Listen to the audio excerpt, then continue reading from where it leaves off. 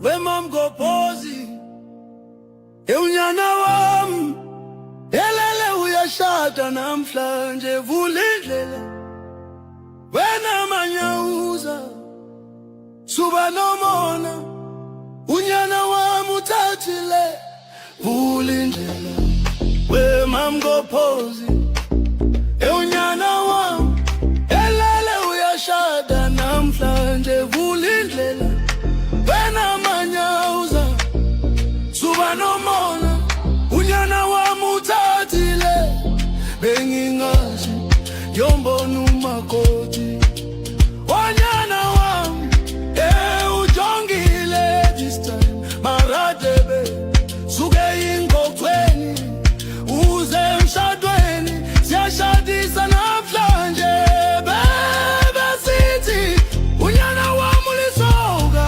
Bebe sithi Angeke ashade vulindlela Wemam go pozi vulindlela Yelumona vulindlela Wemam go pozi vulindlela Yelumona kodwa wena mango bese hey unomona Oba unanyana unentombi zodwa ya yo mango bese hey unomona Oba aunaya unayino njengowami Bengingazi yombona umakoti Wanyana wami ujongile this time Maradebe suke ingokweni Uze emshadweni Siyashadisa namhlanje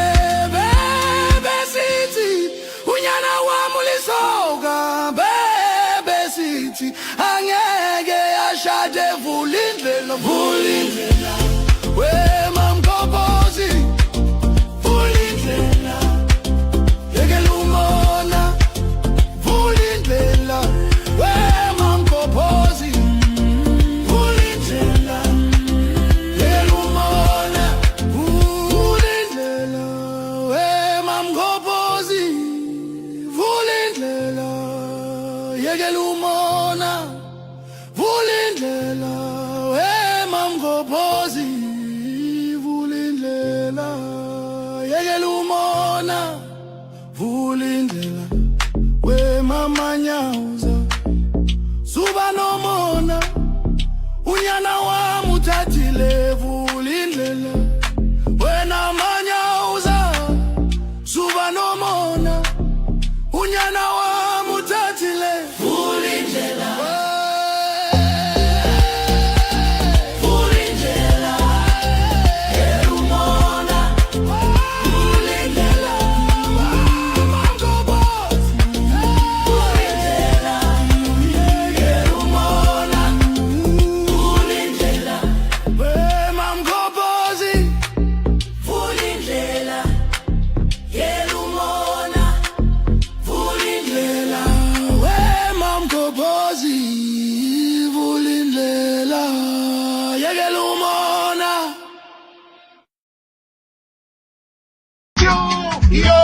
Yo, Jagaban.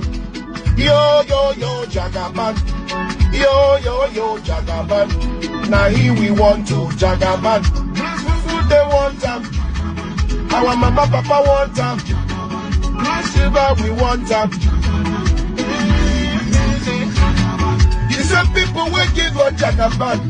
Now the same people come to tell us, say, Jagaban is not good again. Which way Nigeria, oh?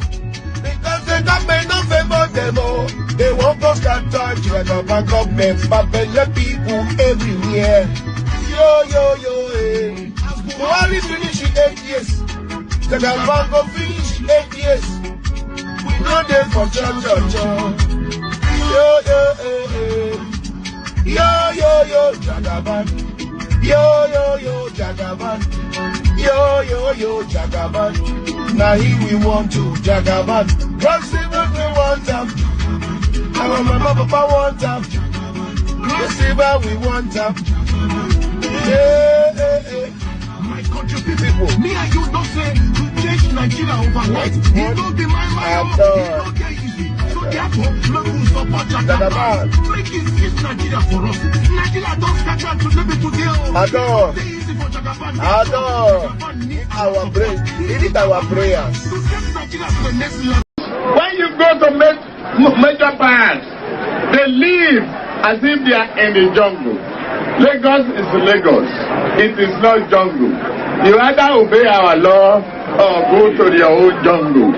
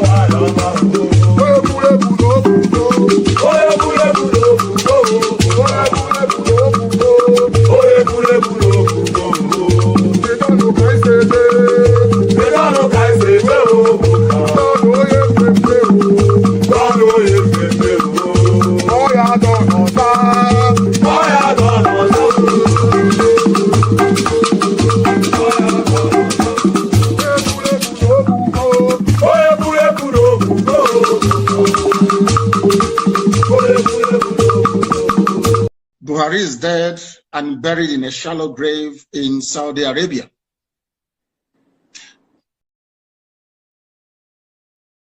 Another Savior. Holy, holy, holy, holy, Adimebujuku.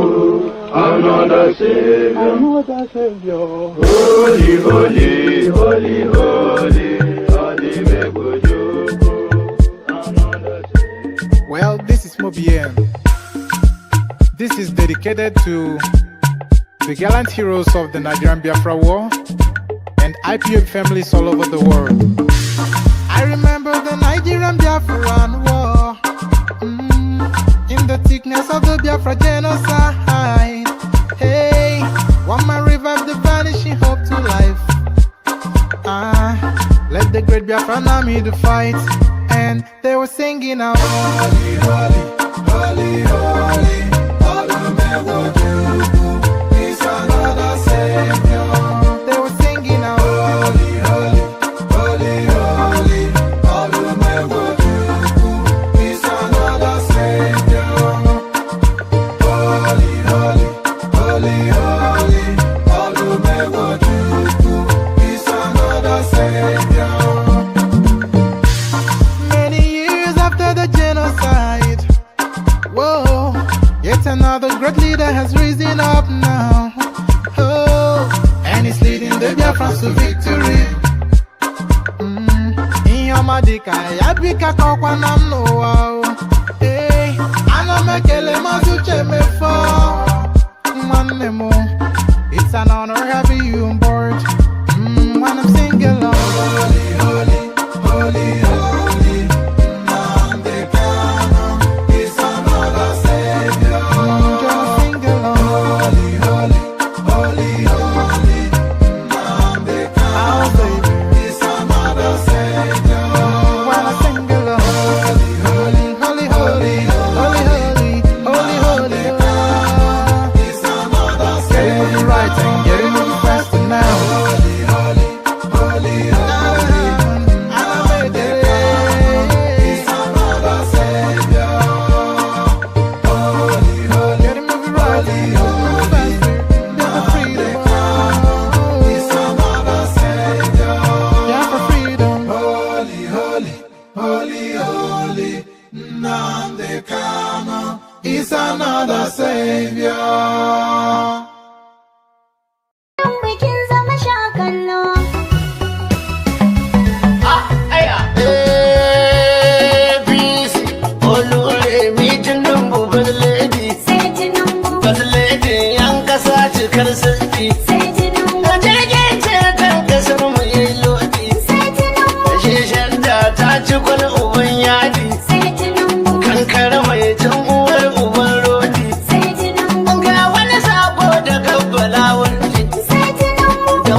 wakar shi ya so ta dau saiti. Kudin wakar ya biya a duk minti. Bauchi kira ɗai suke ta hunti. Mu sai bola Tinubu sai wunti. Kuma an sani kifi kifi. Mama remi. Mata mata mata mata. Mata mata mata mata. Kudan taba. Kudan taka. Kudan juya. Daga bakwai ya tela na budar dinki. Na mota sai ya bani mamaki. Direbobi dole sai da kutuki. Sarki ranar hawa ya hau doki. Ashe morewar kudi a kai banki. Idan za ka aje ruwa ka sai tanki. Ashe gona za ta so a kai taki. Kuna ku daban ne. Mata da kunan ki ku gane. Kuna ku kullum zabari ne. Sai da kuko a ina ne.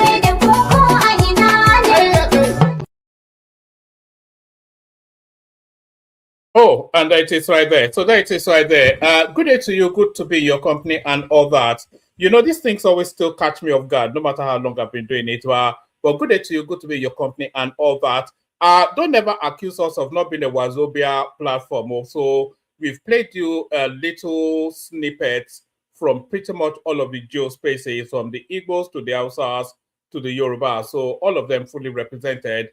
Good day to you. Good to be your company. We even played you a South African ditty. You know, I played that song about what 2-3 sessions ago, and then I've been monitoring that stream. Pardon me. You know, I played that song about 2-3 sessions ago. Then I've been monitoring that stream to see if there's any sort of copyright claim on it. So there's no copyright claim on it. So therefore, we'll be playing it with some regularity. This is now my new favorite song. A little bit of a blast. Let me give you 1 minute of it. I love this song so much.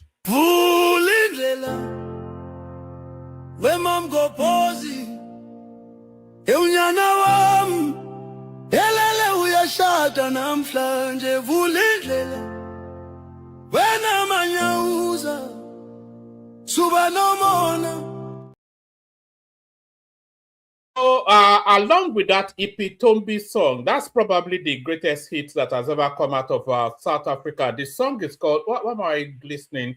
The song is called Vuli Ndela. Vuli, V-U-L-I, Vuli, and then Ndela, Ndela, N-D-E-L-A, yes, Vuli Ndela. So if you ever want to look it up, go look it up. It's a delightful, it's just an enchanting song. It lifts you to, you know, your senses to great heights. So Vuli Ndela to you and all that. So Vuli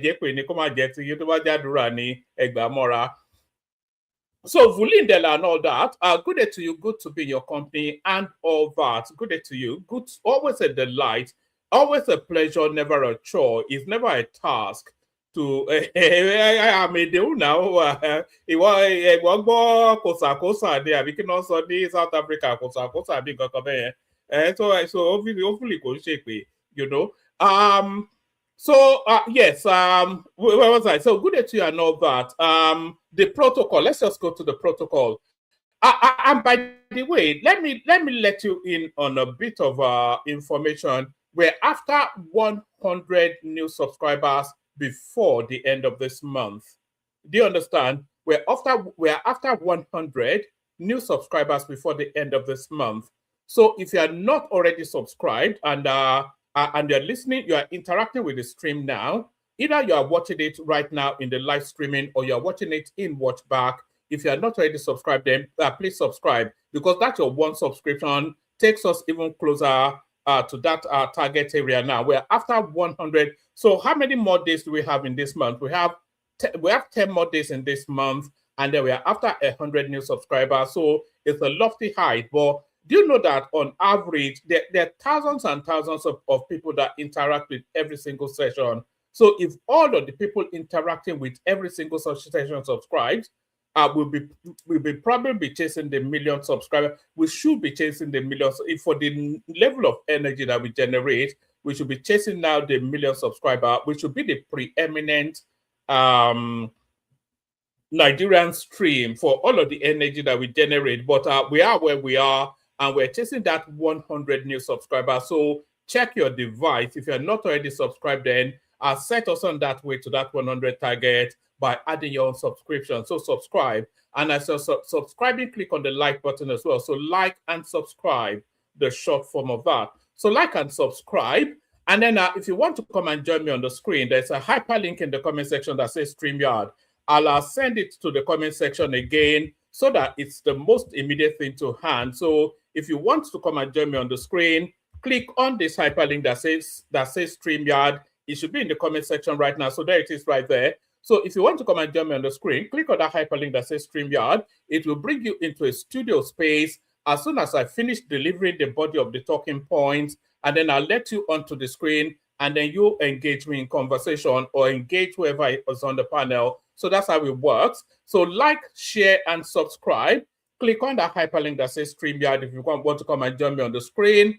I'll share the links as widely as you can. Super chat towards the stream. We don't hardly ever get any super chat. We only ever really get one super chatter, which is not good enough. So super chat if you feel that way inclined. And then say hello to me in the comment section. More importantly, say hello to me. Tell me why am I glistening? I seem to be glistening. Am I glistening? Where's that coming from? So I am glistening. Why am I glistening? Yeah, say hello to me in the comment section. Let me know where you're joining us from so I can acknowledge your presence and say hello back. So let's start it off on a friendly note. So a whole raft of so many things going on within the Nigerian paradigm. So we'll be going through all of them. So now the Nigerian army are trying to recruit. You know, they are ever and forever. Nigeria always tells you that we don't have sufficient enough numbers. It's not for reasons of not being able to chase those numbers. The Nigerian army are on a recruitment drive, and they are alarming that they're not getting people. Actually, let me put it up on the screen. Let me put it up on the screen. Let me switch it to that. So the Nigerian army, they are on a recruitment drive, and they are alarming that they're not getting any off-takers from the Southeast. So this is the thing, recruitment. Nigerian army raises alarm over low turnout in the Southeast. So none of our brothers and cousins in the Southeast show any interest of being part of the Nigerian army. And next, they'll be claiming victims of it. You have to be in it to win it. And the greatest potency in Nigeria is the Nigerian military forces. It's that force that actually moves the ebb and flow of that country. So if you have to be in it to win it, Nigerian army raises alarm over low turnout in the Southeast. So there it is right there. Let's just get through this one fairly quickly. Brigadier General Uche Nnabuahi has raised concern over low enlistment from the Southeast, revealing Anambra recorded only 117 applicants out of 38,000 nationwide. So that tells you a lot, actually. Brigadier General Uche led an army delegation to sensitize youths in Oka, noting the figures was recorded on April the 7th before a nationwide awareness campaign began. He said the exercise aimed to encourage more youths from Anambra and the Southeast to join the 91 regular recruit intake before the May 27 deadline. We observed with concern that out of 38,000 applications received nationwide, only 117 came from Anambra as of April the 7th. This sensitization is to correct the imbalance and encourage our youths to take advantage of opportunities in the Nigerian army. He said, the general urged eligible youths to apply, noting that the army offers a structured career path and opportunities for nationwide service. Lieutenant General Ogbemudia Osawe, member of the sensitization delegation, said training infrastructure had expanded with new institutions in Abakaliki and Osogbo to accommodate incoming recruits. Osawe listed benefits, including career progression, regular pay, continuous military education, specialized training, and exposure to diverse cultures. He added personnel enjoy welfare packages, free medical care for families, pensions, gratuities, and opportunities for international assignments. Permanent Secretary Anambra Ministry of Youth commended the initiative, describing military enlistment as crucial for Southeast youth. So essentially, the Southeasterners are just in total rejection of the opportunities to join the Nigerian army. You would have thought with the death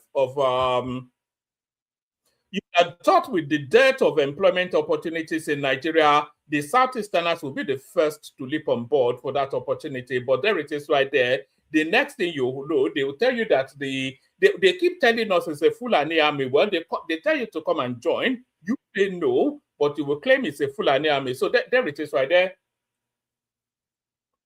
So that one is right there. So let's go on from that to the next one. So a lot of our Peter Obi play out in this session. Dear Peter Obi, Kwakwanso, new party sends message to 2 ADC presidential aspirants. So there are two things. There are two things that will likely play out for Peter Obi in this cycle of elections. There's the possibility, which is one that I have always spoken to, that Peter Obi would not be on the ballot at all. There's that possibility because he's not going to be on the ballot on the ADC. We know that. But there's also the possibility that the ADC might not well be Peter Obi's last party, and is being courted now by people who are offering him a vehicle to travel that 2027 journey. Dear Peter Obi, Kwakwanso, new party sent message to 2 ADC presidential aspirants. The Nigeria Democratic Congress, NDC, has extended an invitation to Peter Obi and Senator Rabiu Kwakwanso ahead of the 2027 elections. The NDC said the two former presidential candidates in the 2023 general elections should join the party. So this is essentially an open ticket, similar to what the one Peter Obi got in the Labour Party, is there for the taking, and they will just automatically, by consensus, make the two of them their presidential flag bearers. So that's essentially what they're saying. So that plan B opens up for Peter Obi. Correspondents report that Obi and Kwakwanso are 2027 presidential aspirants in the African Democratic Congress, ADC. The former Anambra State governor, the former Anambra State and Kano State governors are battling for the 2027 ADC presidential ticket with former Vice President Atiku Abubakar and former Minister of Transportation Rotimi Amechi. The NDC made a humble reminder post urging both Obi and Kwakwanso to register and join the party. This was contained in a post shared via the NDC X handle on Sunday, April the 19th, 2026. So here is the post in question. There at Peter Obi and at Kwakwanso RM. Humble reminder, please. And then it sends them a registration and sign up link. So I think this serves two purposes actually. So they are leveraging the name recognition of these people to drive traffic towards their own party. So they are flashing up the party and inviting everybody to come and register, but really canvassing Obi and Kwakwanso. Reactions as NDC urges Peter Obi and Kwakwanso to join party. Our correspondents compiled some reactions from Nigerians on social media. They keep on calling it social media in Nigeria, and I'm starting to pick up that lexicon as well. Reactions as NDC urges Peter Obi, Kwakwanso to join party. Correspondents compiled some reactions from Nigerians on social media as the NDC urged Peter Obi and Kwakwanso to join the party ahead of the 2027 election. So here is just some organic response to that call out. This is a personal ambition of Siraiki. So Siraki Dixon is actually the owner of that party, the NDC.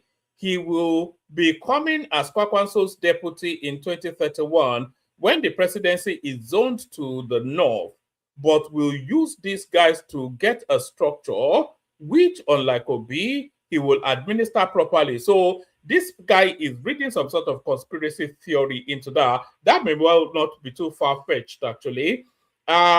We they use ADC as our guide and smokescreen for our last card die minute to prevent government late court. I don't know what that means. It's telling us essentially that ADC is not the last port of call of Peter Obi.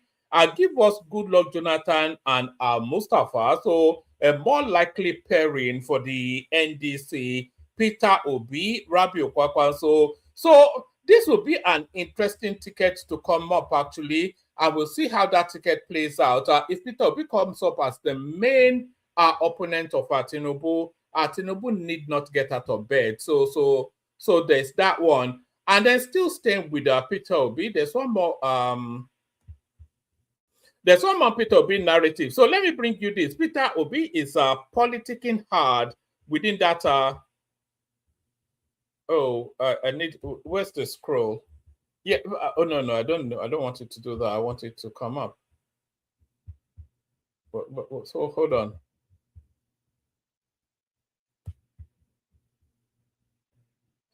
Oh, all right. Peter Obi is politicking hard. Am I able to scroll this thing? It's not going to scroll, is it? Let me see. What do I do with this?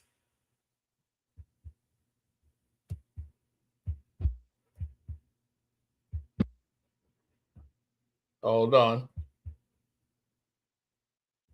Because this is the... Okay, let's try it from here. Let's see if it's... hold on. I need this to open in a totally different tab. That's what I need. Let me see. Let me refresh it, see what it does. It's the text that I need to be able to get to, because it's the text that actually tells you the story. All right. Will it scroll though? It won't scroll, will it?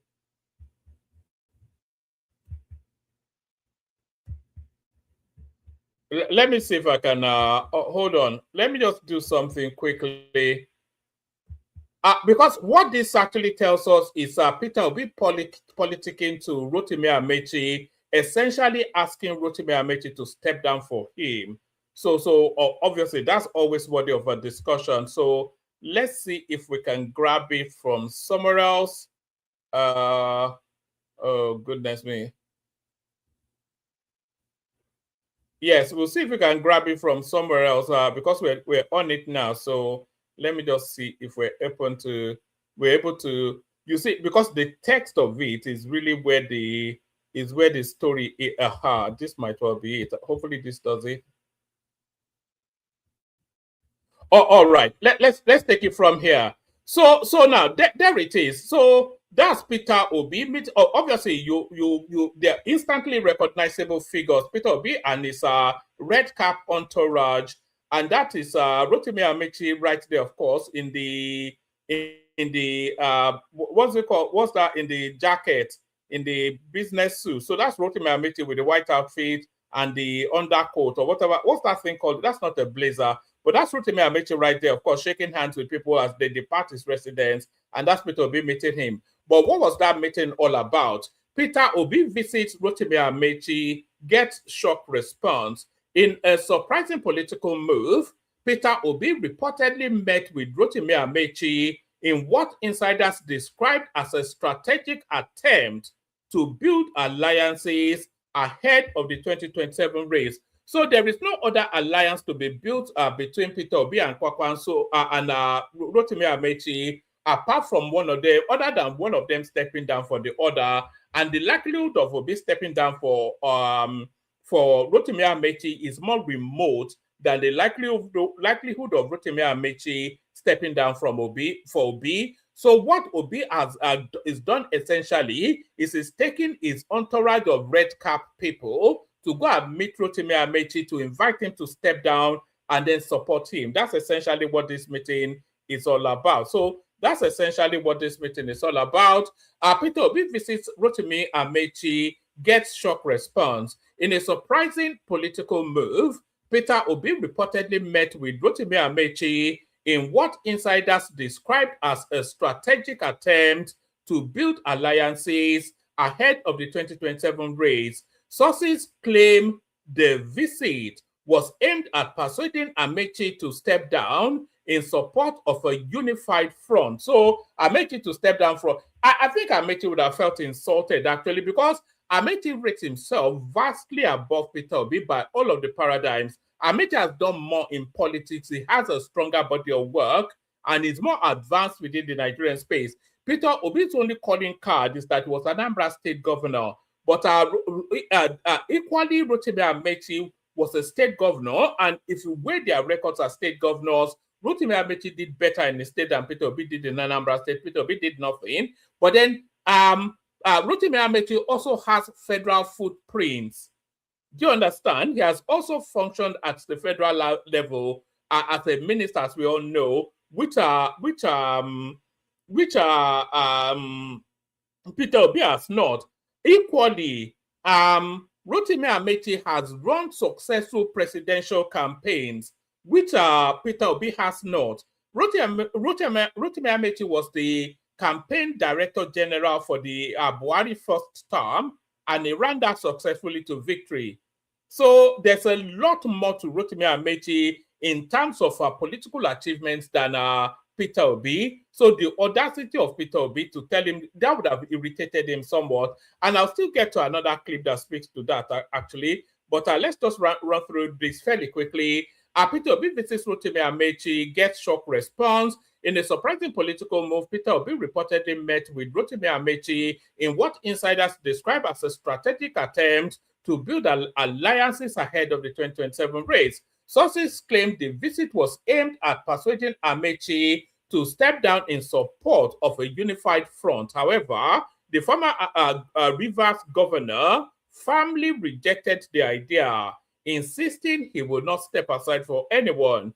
Amechi was said to have emphasized that the process must remain transparent, calling for a direct primary where all aspirants test their strength at the poll. The development signals rising tension and a potential shutdown as key political figures begin early positioning for the next presidential contest. I don't see Obi lasting the full strength, the full length of that ADC, whatnot. But that's that. So let's go on from that. So that's essentially Peter Obi. But it's well within right, by the way, to ask Rotimi Amechi to step down for him. And that's good politics still, even though it's not being played in the right direction, because it should have anticipated the response. Rotimi Amechi even hates the guy, if you really want to know. Rotimi Amechi cannot stand somebody like Peter Obi. So this one now, Babatunde Raji Fashola appointed bencher of the Federal Republic of Nigeria. So this is another feather in the cap. This is another laurel for Fashola now, who is re-establishing himself within the legal profession, of course, already established as an SAN. Former Lagos State Governor and Senior Advocate of Nigeria, Babatunde Raji Fashola, has been appointed a bencher of the Federal Republic of Nigeria by the body of benchers. The appointment, which became effective March the 31st, 2026, adds to Fashola's long record of service in Nigeria's legal and public sectors. The body of benchers serve as the highest governing authority of the Nigerian legal profession, overseeing the call to bar and the discipline of lawyers. A former minister of works, anyway, we all know it's history anyway, so that's just that for Fashola. Former minister of works and housing, Fashola now joins the distinguished body responsible for maintaining the ethics, standard, and traditions of the legal profession in the country. Many in legal and political circles have described the appointment as a fitting recognition of his decades of leadership, professionalism, and contribution to national development. So hopefully he merits that off the back of his legal sagacity rather than it just being a political whatnot.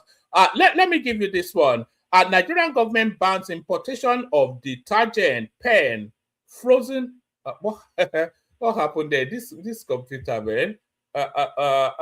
Don't worry if I'm using the older version of Chrome or not now. Can't pop here now.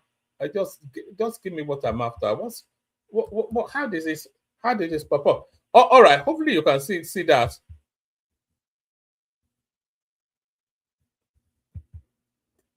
All right. All right. Let's just rattle through this quickly. Nigerian government bans importation of detergent, pen, frozen chicken, chocolate, cement, others. So yes, this should long have been banned anyway. On what reason on God's own earth would Nigeria need to import chicken?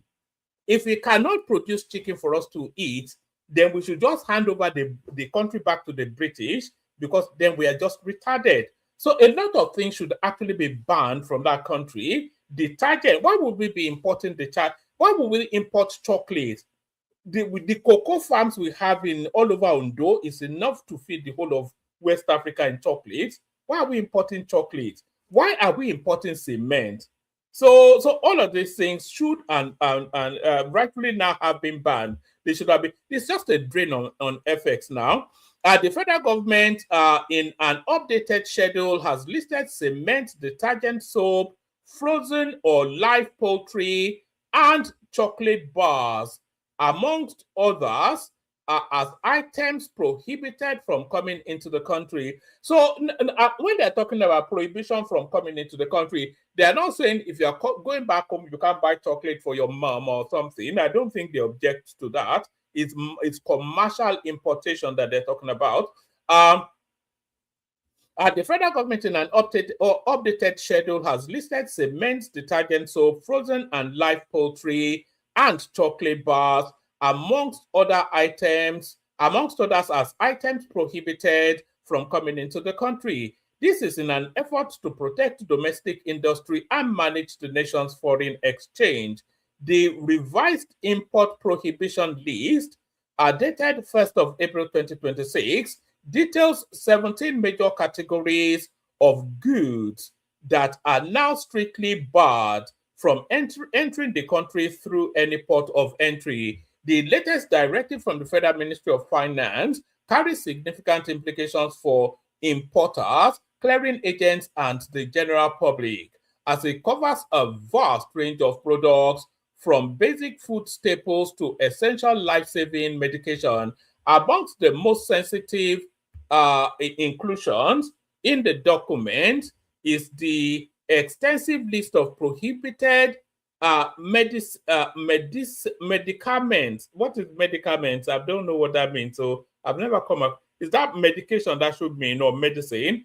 Under HS something or the other, the government has placed a total ban on the importation of common pharmaceutical products, including paracetamol tablets and syrups, metronidazole, all manners of chemical names I won't attempt.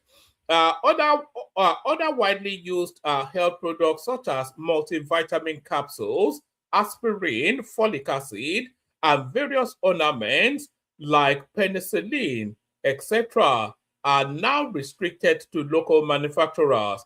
This move places the responsibility for the nation's primary healthcare supply firmly on the shoulders of domestic pharmaceutical sectors, while the importation of pharmaceutical waste remains strictly forbidden. So yes, I cannot say that I'm not going to go through the whole list, but I cannot say that I disapprove of that. In fact, anybody importing chicken into Nigeria, that should carry a death sentence even. So are you following this story though? The Muslim Ummah that placed a fatwa on somebody in the north. Are you following that story? Let me bring it to your attention. The Muslim Ummah. I am so mad at this country called Nigeria. Catholic priest says after Imam promises millions to anyone who can behead a pastor and is still walking free. So this is the sort of thing,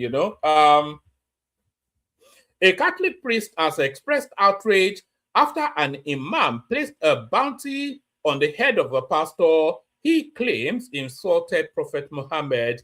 The imam initially placed 1 million naira bounty, but later increased it to 2 billion naira and went ahead to boast about being free after making the threat on a pastor's life.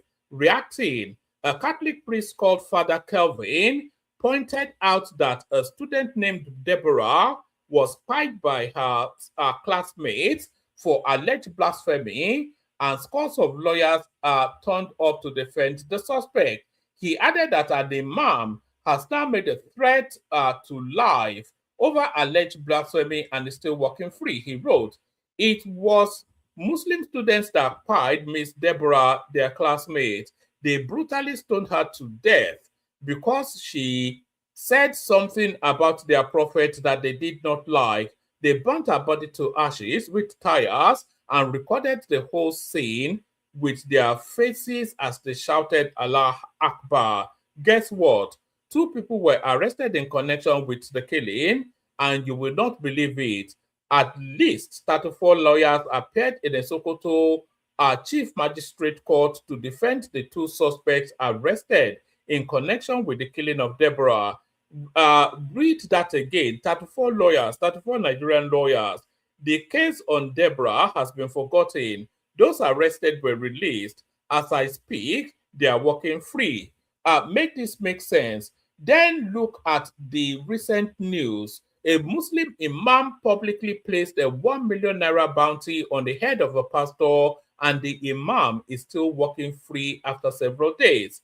Cut off his head and I will pay you 1 million naira.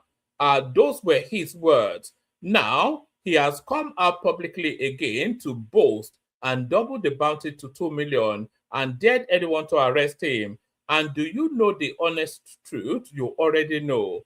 I am so mad at this country called Nigeria. So it's just, Nigeria is a lawless country. There's just no, we can't dance around it not to form that conclusion. It's a lawless, it's a country that has, I'm not sure that country has a future, to be honest with you. It's just it's a basket case. Can you imagine, in a country with the religious sensitivity of Nigeria, somebody's able to say that and get away with it?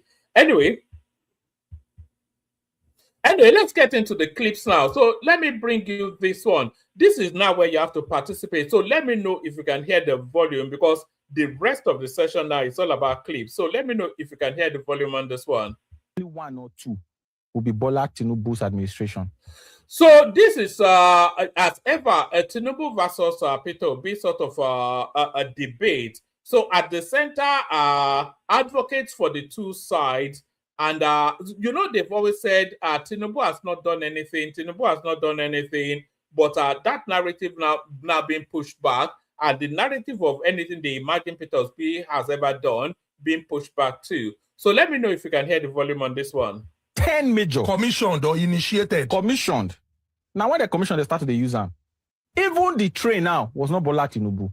Who gave him Fourth Mainland Bridge was not Bola Tinubu. Who has given him that credit? All right, you know what? No, based on the metrics. Yes, Daddy Freeze. Yeah. First of all, based on that metrics, you said Peter Obi took education to number 1.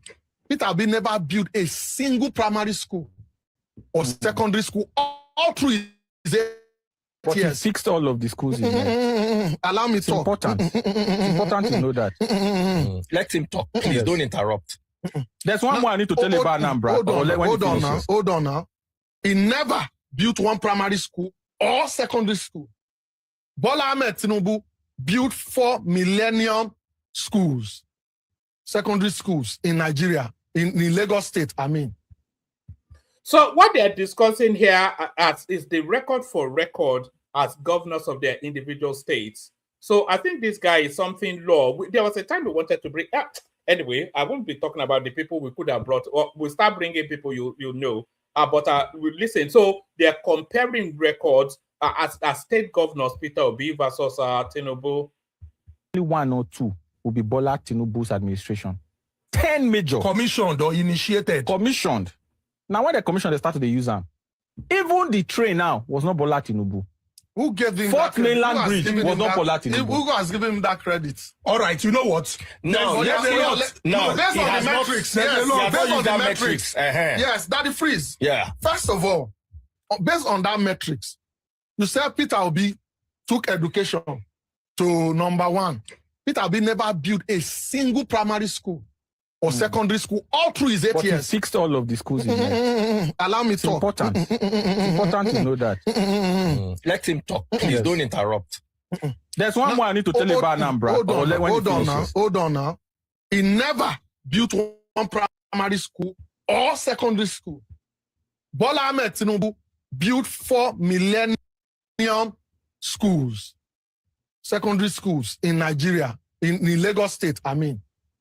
Bola Ahmed Tinubu built 4. He gave school back to missionary, which I said was copied by Peter Obi. Yes, now. He gave school back to missionary, which was copied by Peter Obi. And others said had done it before even Peter Obi came up. You understand me? And secondly, Bola Ahmed Tinubu was the one, in terms of education, that started paying for WAEC and NECO for schools. Bola Ahmed Tinubu, in order to admit more students into schools, divided secondary schools into 2, where we have the junior secondary schools and they built other sections for senior secondary schools to admit more students into schools. That is in terms of education. Google what I'm telling you, if I'm lying or not. Secondly, in terms of security, you talked about Anambra. It was under Peter Obi that we have the Ezu River incident, where Anambra youths were killed in the river.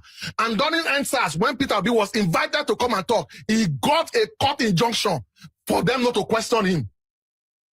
And that is the man. Yes, and that is the man you want to entrust with security. If you are talking individual, if you are talking, let me want to go that way. Let him learn. We always allow you to learn. If you go that route, Stop interrupting me. Because there are drug cases, so no. The one thing we've noticed about the obedience is that they always try to overrun you and break your flow. Anytime you are slicing and dicing their champion, they try to interrupt you and break your flow. If Stop interrupting me. Because there are drug cases, so stop interrupting me. Don't mention drug. A civil forfeiture case in the US is not an indictment on drug case. You forfeited drug you are money. letting me lose. Please allow me. Okay. Allow me. In terms of security, he got a court injunction not to be questioned in that regard. In this Lagos, we know that after democracy was done, Daddy Freeze, that was when there was massive robbery in Lagos. I joined the Vigilante group that year. Daddy Freeze, if you live in this Lagos, you know what I'm saying. In 2000, you know what I'm saying. Bola Tinubu start Rapid Response Squad. RRS. And he did not just start it, he bought them armored vehicles that were stationed in different corners of Lagos. You don't understand me? In terms of security, Bola Ahmed Tinubu is the reason. Can I disagree? Hold on. Mawa before Bola Ahmed Tinubu did Operation Kai. Operation Sweep. See, this Lagos on, I know it, I know and die. Like the back of my hand because I lived it. And this is it. When he did Rapid Response Squad, all of us were the claim entertainer today. How many of us will go out for night before? If not for all those Rapid Response Squad, we make entertainment what it is in Lagos today. That is part of the thing we say when we say certain things trickles down. You understand me? In terms of health, Bola Ahmed Tinubu was the one that started Last Bus, that started putting ambulances in different primary healthcare centers around Lagos, and they started stationing it at different places within Lagos. And he built new primary health centers in Lagos. And in terms of governance, bringing governance close to the people, Bola Ahmed Tinubu was the one that started LCDAs to bring governance close to people. Some people before they would travel from Ekpe to come to Aya to come and do ordinary birth certificates, declaration of birth certificate, until they started breaking local government to give people closer access to governance. You understand me? And in terms of Lamata, Lamata, they are the one in charge of BRT, was founded by Bola Ahmed Tinubu, and I said it that I was the one that sensitized people in 2007 about BRT before they commence operation. Because they have to sensitize the people before you commence operation. You don't just throw something open and people misuse it. They have to do it before they commence operation. Lamata, LASMA, they went even as far as to court. You understand me? For LASMA to stand in Who Lagos. started LASMA? LASMA started with Bola Ahmed Tinubu. Can you hear me fact check that? I think he's right. I think he's right. I don't know. I'm not I came to arguing. Lagos in 2001, and that's when I remember that they were enforcing seatbelt. That's when they started. I said everybody must wear seatbelt. My car, where they use that time, not gonna get seatbelt. So my Rossi bag, you don't see pass through a lot. my Rossi bag, I just unhook that thing. Come, took one here, put the other one for my chest. 15th of July 2000. Okay. That Tinubu, that one I can verify. See, don't Daddy Freeze. No, I want to worries. learn from you now. Daddy Freeze, no worry. In terms of road infrastructure in this Lagos, you understand me? Tinubu did amazingly well. Go and look at the year that Tinubu inaugurated the roads within this same called Lekki Phase 1. Go and check it. Fact check me, Daddy Freeze. Yeah, 2002. This Lekki Phase 1 where everybody they shout. You mean Lekki Express Road? Lekki Phase 1, inside Lekki Phase 1, the roads inside Lekki Phase 1 was bush. Who did Lekki Ekpe? Eh? Lekki Ekpe. I want to know, I'm asking, this is for information purpose only. Yes, it was. That one was Fashola. Alhaji Lateef Jakonde. Lateef Jakonde. No. To open this place up. No, it was at least that. The road was aligned by Who did Fashola. Lekki Ekpe? Fashola, ba? Yes. Okay. Do you understand me? So somewhere like Oregon, for example, these are roads that were done by Tinubu. You remember that Oregon road that was renamed Kudirat Abiola Way? Yes. Before from Odota to get to Alausa would take you over 3 hours. That is now 20 minutes. My point is that the major projects most of them were not done by Tinubu. These ones that I'm mentioning. Commissioned. No, these ones that I'm mentioning are what? Oh, those are normal regular. No, they are not normal regular. Take last one. No. Don't say that. Don't say those are regular. Your Peter B did not do it. You are calling regular. Why did they say He Hold on. No. He didn't. That freeze. Why will Anambra under Fashola when Fashola was governor? Why would? So what we're seeing there is they are rolling out the big guns to go and defend the Tinubu legacy, because a lot of that legacy seems to have been lost in the funk of politics. So let's go on to this one. We could try and get through the clips quickly, and then we'll see when the panels turn up. So this is Rotimi Amechi. We're back with Rotimi Amechi, and in this particular clip, Rotimi Amechi is being invited. You know, the interviewer actually asked him a cheeky question, and for all of the lack of regard that I have for Rotimi Amechi, I was especially impressed by how he responded to this particular question. That tells you that this guy is able to think on his feet. So this was the question. It says, we are registering now in the ADC. We haven't the six. Anyway, listen to the question and then you see how he responds to it. This I was especially impressed by him. This is a guy fighting hard for that ticket.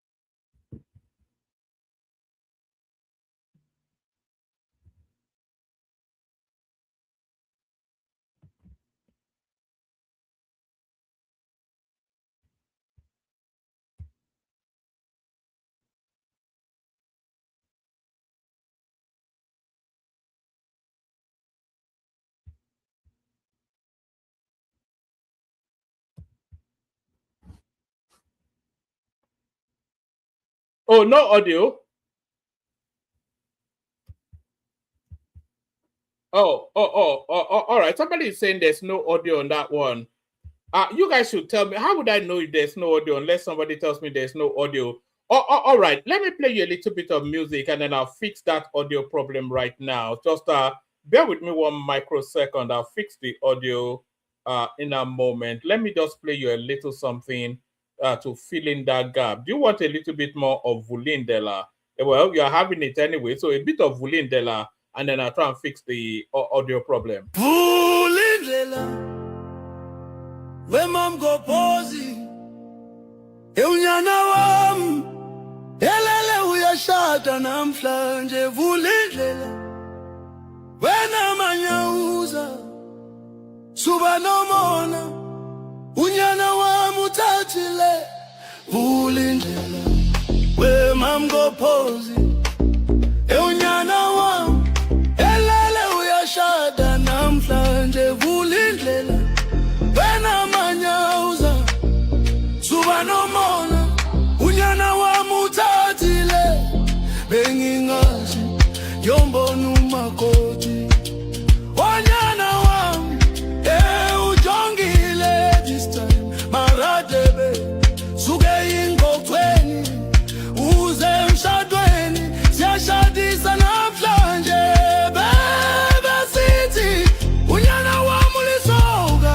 Bebe sithi Angeke ashade vulindlela Wema mgopozi vulindlela Yelumona vulindlela Wema mgopozi vulindlela Yelumona Kodwa wena mangobese hey unomona Oba unanyana Unentombi zodwa ya yo mangobese hey unomona Oba unaya Unayina njengo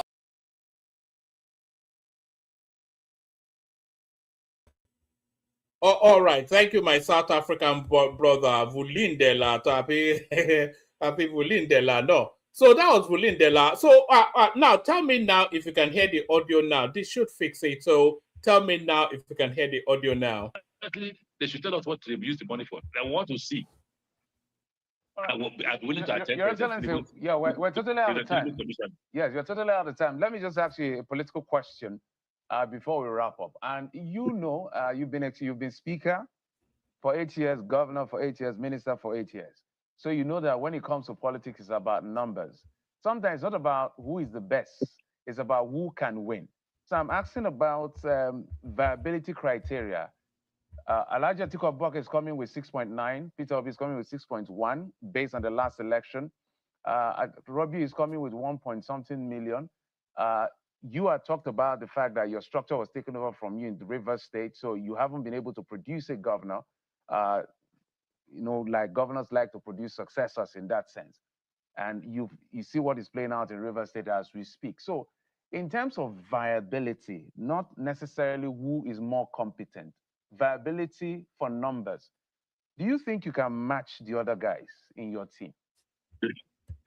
All right. So I did say that. Thank you for letting me know you can hear the audio. By the way, that's audience participation. If you don't participate, then I don't know. But you know, you have to bear in mind that they did not give him the questions in advance. So they're asking him questions and he's having to think on his feet to respond to those questions. So that was why I was especially impressed by Rotimi Amechi's answer to this question. So the question is that Atiku is bringing 6.9 million votes, Obi bringing 6.1. Does that not trump you then? Does that not advantage them over you? So that's the question that they are putting to Rotimi Amechi, and this is how he responds to it. You know, it's the questions you ask that make me give answers that look as if I'm not in tune with my colleagues in the APC. Let's take your question. I ran in APC and I was second without anybody's support, and I was second. So I wasn't on the ballot. Okay, so President Vice President who came with 6 point something, my friend and colleague, Vito became with 6.something million votes and all that. Fine, good question. But we are registering now in ADC. Why haven't that 6.something million registered with ADC? Why are we struggling? Why do we have 3 million? See, the factors are different. Nigerians are hungry. They are looking for somebody who can find solution to their problem. That's why I said that it's about viability and capacity. I said so in the ADC convention, and that I am the most viable to contest that election because Nigerians are looking for the following factors: who can put food on our table, who can change the issue of security. I have run River State and I've shown that I can fight insecurity. Who again can represent us well? And I'm absolutely here. Of all of us running, I'm 60. Whether you like it or not, I'm 60. Unfortunately, I'm 60. Whether fortunately or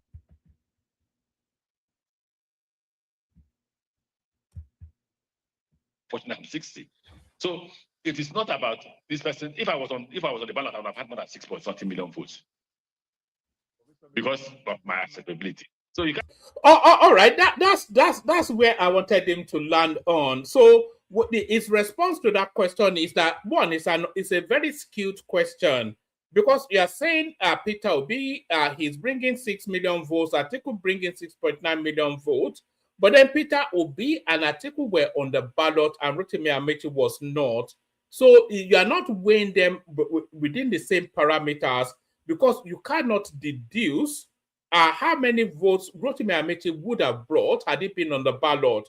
So that is somewhat of a weighted question to decide. So it's not a balanced question because the parameters does not include Rotimi Amechi, and I thought he responded to that excellently well. So yeah, I was just I was quite impressed by that response. That's really the thing. Let me bring you this one. So now with this one now. So we're still in the Peter Obi versus Tinubu space. So.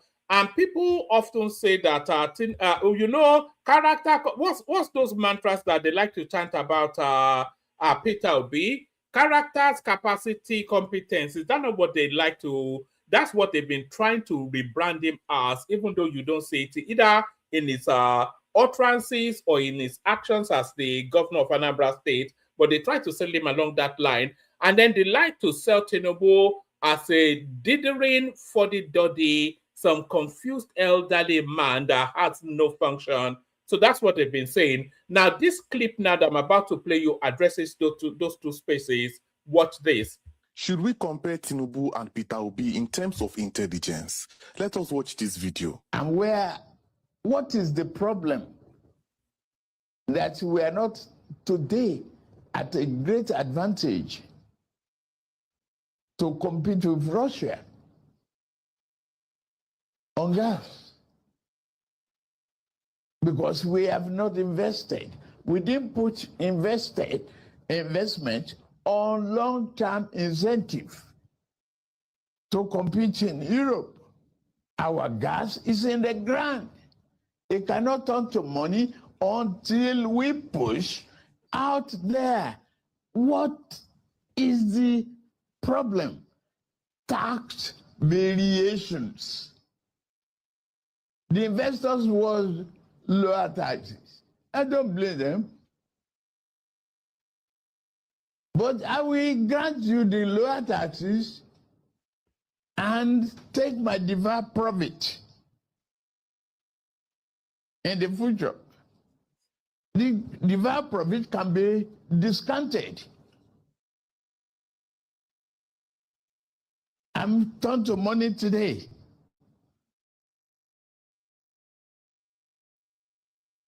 As long as there's guarantee, no disruption, and effective commitment to the sanctity of contract. It is normal if Obedience don't like Tinubu, but you telling us that you voted for Peter Obi because he's more intelligent or competent than Tinubu should be a punishable offense. Share your opinion on this as Nigerians. I am Ajibari Talks. Like, comment, and follow. All right. So there it is right there. So That's a very pitch perfect response to a very complex question. If you want me to tell you what Tinubu said, I can repeat it to you, but I think you heard him. He's talking about leveraging resources in a contractual way to monetize them instantaneously, and he walked you through the pathway to achieving that. And like I was saying, how impressed I was by how Rotimi Amiti was able to respond on the spot. I was equally, you cannot but be impressed, because Tinubu, of course, like Rotimi Amiti, wasn't giving questions in advance. They asked him the question and he gave his response. So he already, that's, if you think that that's not a functioning brain, then they more fool you. So don't be confused by his frail and stuttering speech pattern. No, the brain is as sharp as whip, as sharp as whip. And you see there, sit Peter Obi in that same seat and ask him the same question. Peter Obi would not understand the question, never mind being able to craft a response. You know that, I know that now. There's nobody within the Nigerian firmament that doesn't know that. Peter Obi is a very low IQ sort of a human being, you know. He knows these, he knows the maneuverings around the street. It's like a street fighter sort of a person. You know, all these double dodge, ethnic dog whistling, tribal something, is very adept at that. But in the actual functionings of a structured thing that is progressive and crafts development, Peter Obi has never done anything innovative in his life now.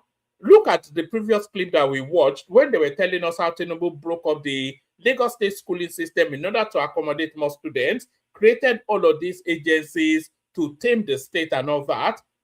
Peter, anyway, let's forget. I don't like slamming that guy, but it's just so, it irritates me when people try to compare somebody like Tinubu with Peter Obi. It's beyond, it's an affront. That guy was saying whoever does that should be arrested, and I think I'm in accordance with that thought. So now, in the upcoming election, Tinubu can do a lot worse than to appoint Yemsin Wike as his campaign director. Yes, when Yemsin Wike belongs to the PDP, you know, we know that. But if you appoint Yemsin Wike as his campaign director, then the election will be over before 12 noon. And this is why. Listen to this. He won't win. There's no need of talking about if he becomes a president. He will not be president. I know that when he gets to 82 years, he will still run. Even though he has said that this will be the last time. No, I encourage him to run again, because that's the only way he can survive is by running. So don't take anything seriously about what the vice president said that this government has done. Even you as a journalist, can you really accept that what you said is correct? Our politics is that people will just put their, blind their eyes and say that nothing good at all. It is not possible. It's unfortunate. One of the things I read, he said, look, he's more popular than Kwankwaso. He's more popular than Erufai. He's more popular than Tambawa. And you can imagine that. Tomorrow night, he will say that other parties are the ones causing problem for his party. He's already starting to sow seed of discourse. Simply because he was the vice president, he now believes that he's more popular than the other person. Well, I don't want to bother. That is their party. Whatever they want to do with them, it's not our business. Our business is that we are providing what Nigerians need. Nigerians are happy with what we are doing. So I don't know who is the one that told him that this government has not achieved anything. I was surprised if he said this government has achieved a lot. He's a serial opposition person, so there's nothing we can do about it. So unfortunate for him. But let him leave this 2027. It's not available for him. I believe by 2031, probably he should be 82 years that time or what, I don't know. For those of you who know him very well, I don't know. So we'll encourage him to run too. Even if he doesn't want to run, we'll encourage him to run. So that's Yemsin Wike right there, slicing and dicing Atiku Abubakar. So slicing and dicing Atiku Abubakar are still on the theme of slicing and dicing Atiku Abubakar. Here, watch this as he gets sliced and diced even more. here is his rejection. I think this will be the Adamawa State faction. No. This is the other faction of the ADC, and this is what they had to say about Atiku's convention. We want to let the party members and the general public know that the Suya convention that ADC coalition held on the 14th of April 2026 at an event center in Abuja is null and void, as it is against the law of the land, both the Electoral Act 2026 and the Constitution of the Federal Republic of Nigeria 1999 as amended. There is an existing court order from the Federal High Court and the Supreme Court, respectively, that all right, so that's the other faction of the ADC right here, drawing the battle line between them and the Atiku faction, the Suya Convention. That's the bit I really wanted you to hear. So just one last bit, and then we'll send the link again, see if people want to come in. So in this one right here, this is the humbling of a very daft man, or what is it called, now offering the apology to Sowore. Seeing now that Kakinobi leader, he thought his small little popularity on social media has now made him above everything else. But the level of backlash that he has been suffering regarding his attack on Peter, not on Peter Obi, his attack on Sowore and even Showore's family has now led to the humbling of this Sapele Water guy from Edo State. So let's hear the humbling of a very daft man. All right, so in light to my recent discovery about how Omoyele Sowore makes his money, first things first, I just want to apologize to Omoyele Sowore for the video that I made questioning how he could afford that expensive school fees for his child. And also, I want to apologize to the people that look up to me and to the people that believe in what I do. You know, this back and forth with Omoyele Sowore, to be very honest, it was avoided, you know, but I'm really, really, really sorry. So apparently, I didn't even know that Omoyele Sowore has previously made a video on Honest Bunch. It's one of these podcasts. He said it there that he makes $50,000. Then that Sarah used to make $50,000 every month. And I also saw this post from this person that says Sowore has a media organization called Sarah Reporters, which was grossing roughly $50,000 a month, aside from all those grants that were awarded. $50,000 a month is roughly 70 million naira. And when I went down, we said finally, Showore's net worth is estimated to be around $10 million. And this is the video where Omoyele Sowore said it. Sarah was making up to $50,000 per month of Google. However, Omoyele Sowore said then, like Sarah was making, mean it's like a past tense. So maybe now it would have dropped, or maybe it has gone up. So this is why I just want to apologize, just to clear the air. I don't need to ask Omoyele Sowore again, say how much does he make, how could he afford all that? So I apologize, and I sincerely apologize. Thank you very much. Please and love, don't play. If you play, you're going to learn, and you learn the hard way. I know a lot of you will be surprised that I'm apologizing. You see me like this, when I'm wrong, and I will just talk, say I did wrong. You understand? So you don't. So this is strike two against this very daft man, or whatever it is you call him. This is strike two against this Sapele Water guy from the creeks. The strike one was when he tried to steal all those hundreds of millions of donation money that he was telling us that his account was hacked. And then the people quickly rushed after him and say, put that money back. And then he said it was a joke. So that was strike one. So this one now trying to besmirch Omoyele Sowore's name. This is strike two. And we all know the golden rule, though. 3 strikes and you are out. That's how it works in any form of, in any space. You are allowed 2 opportunities. The 3rd opportunity gets you cancelled. So the next time this guy misjives or missteps or get beyond his breaches, and that will be the final strike for him. So strike 2 against a very daft man from the creeks. Strike 2 against very daft man from the creeks. I've still got plenty of stuff to show you, but I think I'll pause there, play you the Kegite music. I'll send the link, see if anybody wants to come in. We kick off a conversation, and in the course of the conversation, we can be introducing other little snippets. But first, as ever, the Kegites. Only water, where they see ma. Water, water, water, water, water, water, water, water, water, water, water. Only water, where they see ma. Hapa o naido. Hapa o naido. Hapa you don't come o.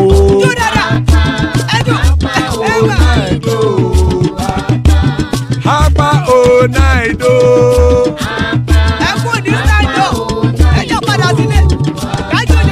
Oro keke keke elemuye o. Ide shodi ya kekere elemure o. Obi master kekere elemure o. Chifu Failati kekere elemure o. Eruku lele elemude. Eruku lele egbe elemudodo jare o. Eruku lele Ghana ti de egbe body o. Ọmọ ẹlẹ́yẹ ẹyẹ ẹyẹ o òdìlé o. Odúyẹlá ẹyẹ o òdìlé o. Petrosoname ẹyẹ o òdìlé o. Petrosodunke ẹyẹ rẹ òdìlé o. Ẹlẹ́kọ̀ ọ̀run mú ìní o.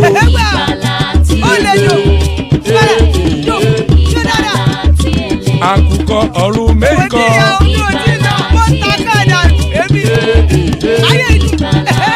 Ikú kò ní ríwà gbéṣe o.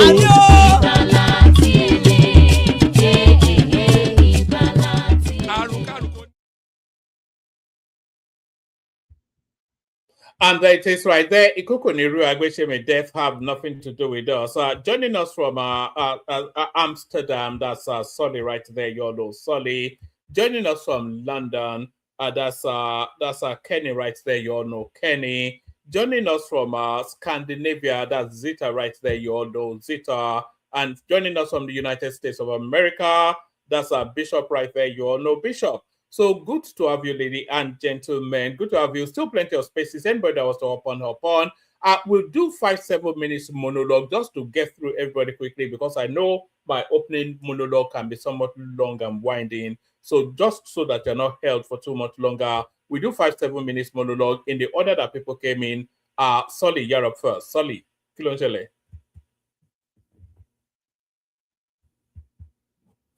Look at that.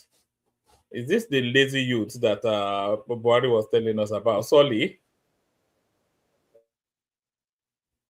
Yes, it's that thing. No, yeah, he's back on that thing. He's probably comatose somewhere. Maybe he's passed out even. No more. Look at this. Are you there, Solly? Oh, all right. I think we will not have Solly for the moment. Do we want to go to Bishop? Can you hear me? Then? We can hear you now. You were muted and we were calling you. I kept on trying to unmute. You've been long in love with the system now. Now me mute you. Look at that. So you see the long reach of Zita. Look at that. This is it. Is that Israeli technology? The one that are using to blow people up with mobile phones. How are you? What's going on? Very good. I was just catching fun. Don't mind me. Yes. So thank God they've brought up the situation of that very foolish man. Like, and I'm glad, you know, he got the pushback from Nigerians, which shows you that people know Shore. People have been noticing him, but they've intentionally. Shore is a bigger name than this guy now, but he thinks it's a moment.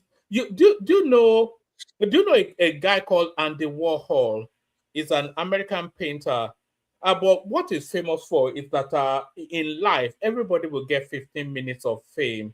So this guy thinks because... Anyway, sorry, carry on. The floor is yours. Carry on. So I've been saying that I suspect that very dark man since, because when EFCC arrested him, they took his phone, right? And till today, his phone is still with EFCC. If he did no wrongdoing, why doesn't he sue EFCC? Unlike Very Dark Man, B-Lord has never compromised, no matter what. He has never paid bribe for his freedom, and he has never tried to muscle his way or connect his way out of freedom. Every time EFCC has come against B-Lord, B-Lord has sued them back. That is the person that VDM put in prison. Now, EFCC took this stupid guy's phone, and they are still with it till today. And this guy has not sued them. He hasn't said anything. He hasn't done anything to get his phone back.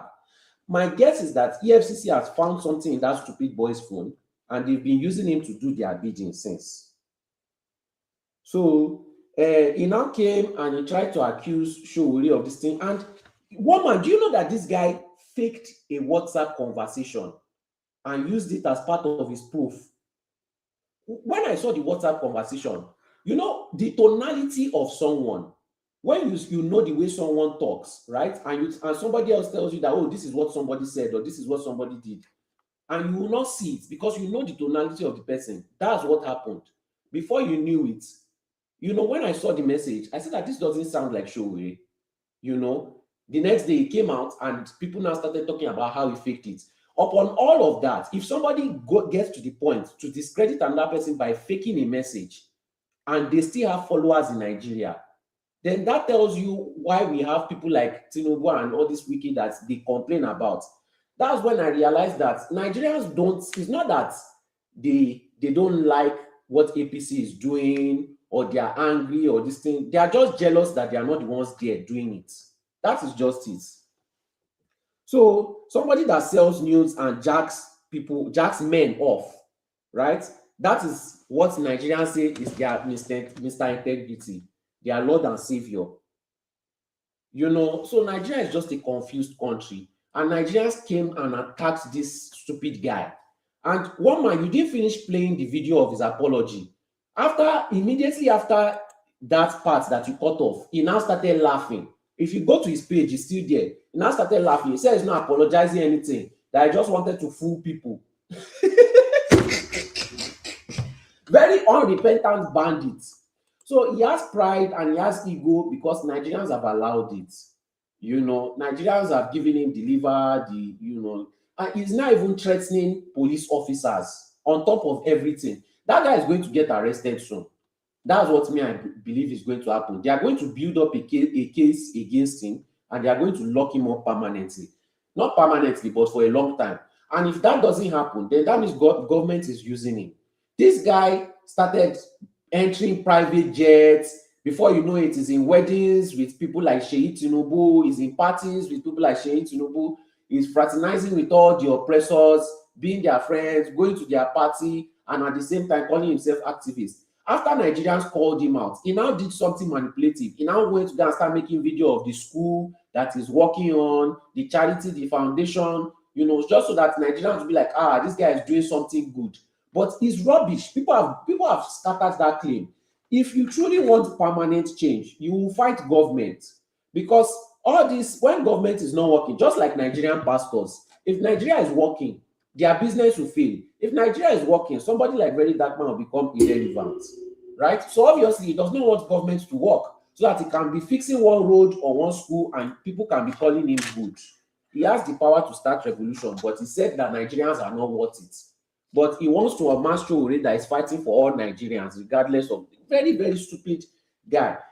Ever since he came in the limelight, anytime he talks about politics, he just used to sound like an idiot. But you know, majority of Nigerians are the ones living in Nigeria, they are very stupid. I'm just going to say it. I don't want to sugarcoat my words again.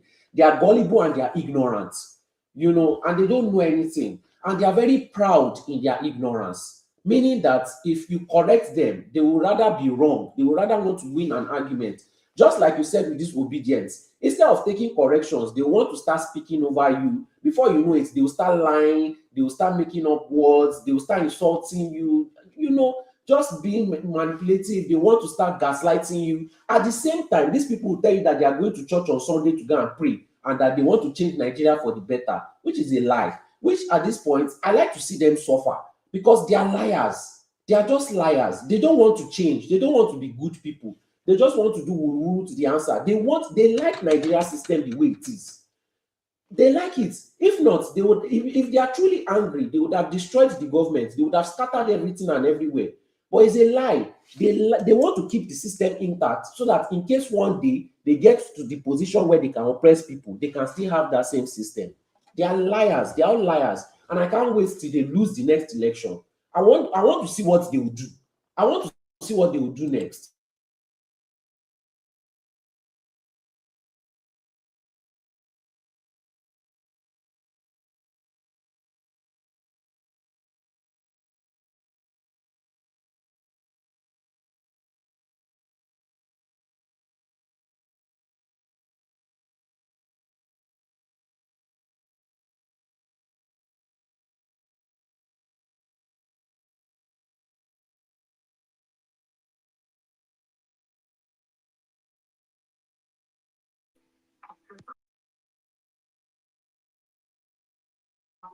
What's going on?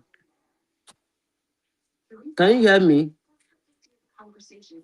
Can you hear me? Yes, you are audible. I can hear you. Not sure what happened to Okay. Solly and one man.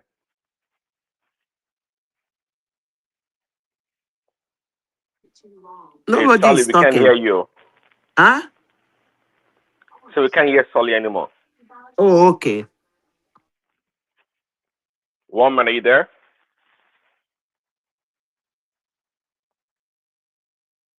Let another person speak now. If Solly, I beg you, if Solly is no longer speaking, let another person take over.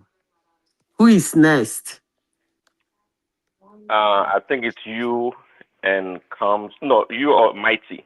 No, it's Then Bishop Mighty, then Bishop before me. okay. I think you Yeah, just go go ahead. ahead, Madam Zita. Bishop can go. Is No, Mighty there? you go ahead, Madam Zita.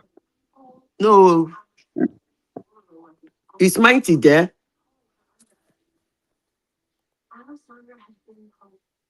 Huh? Hello? Hello? We are hearing you. Maybe it's not there. Yeah, I'm Okay. hearing you very clearly. Okay, Bishop, go now. No, Madam, let me go after you. Okay. Go Okay. What are we speaking about? Huh? Hello? You have to wait for one man. One A man lot of topics. actually, he spoke on a number of topics, quite a number of them. Even though the one that Solly was talking about, I don't even know anything about very one man and or whatever. Very one. No, I don't want to talk about those ones. I beg. that's what I'm saying. I shouldn't I don't even be know anything. wasting my time these early hours of the morning talking about show. Hello? I don't even know who the heck that one I was. don't even know anything about that. So. Hello? Hello. Can you hear me now? Yes. So, anyways, let's move on to the next topic. That guy is a very stupid guy, and it's only in Nigeria that he can gain that kind of popularity out of stupidity, because Nigerians are just proud, ignorant people. The ones in Nigeria, Sha. Okay, Now, so in Solly, terms of hold on. I don't know much about Very Dark Man, but I see a lot of charity stuff that he does, right? He goes around helping people, maybe raising money. That's not true neither. Sorry, you said, what was the last thing you said?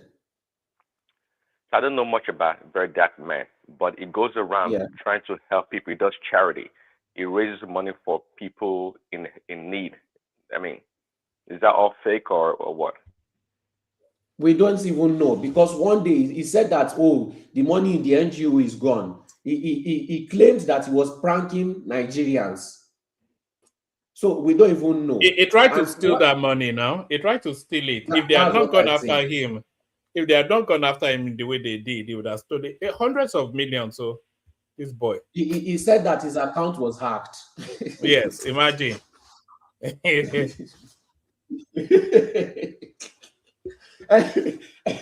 Anyway, like one man said, it's strike one, he has done strike two with Showore now. It remains strike three. Hopefully, Nigerians will have the common sense to cancel him.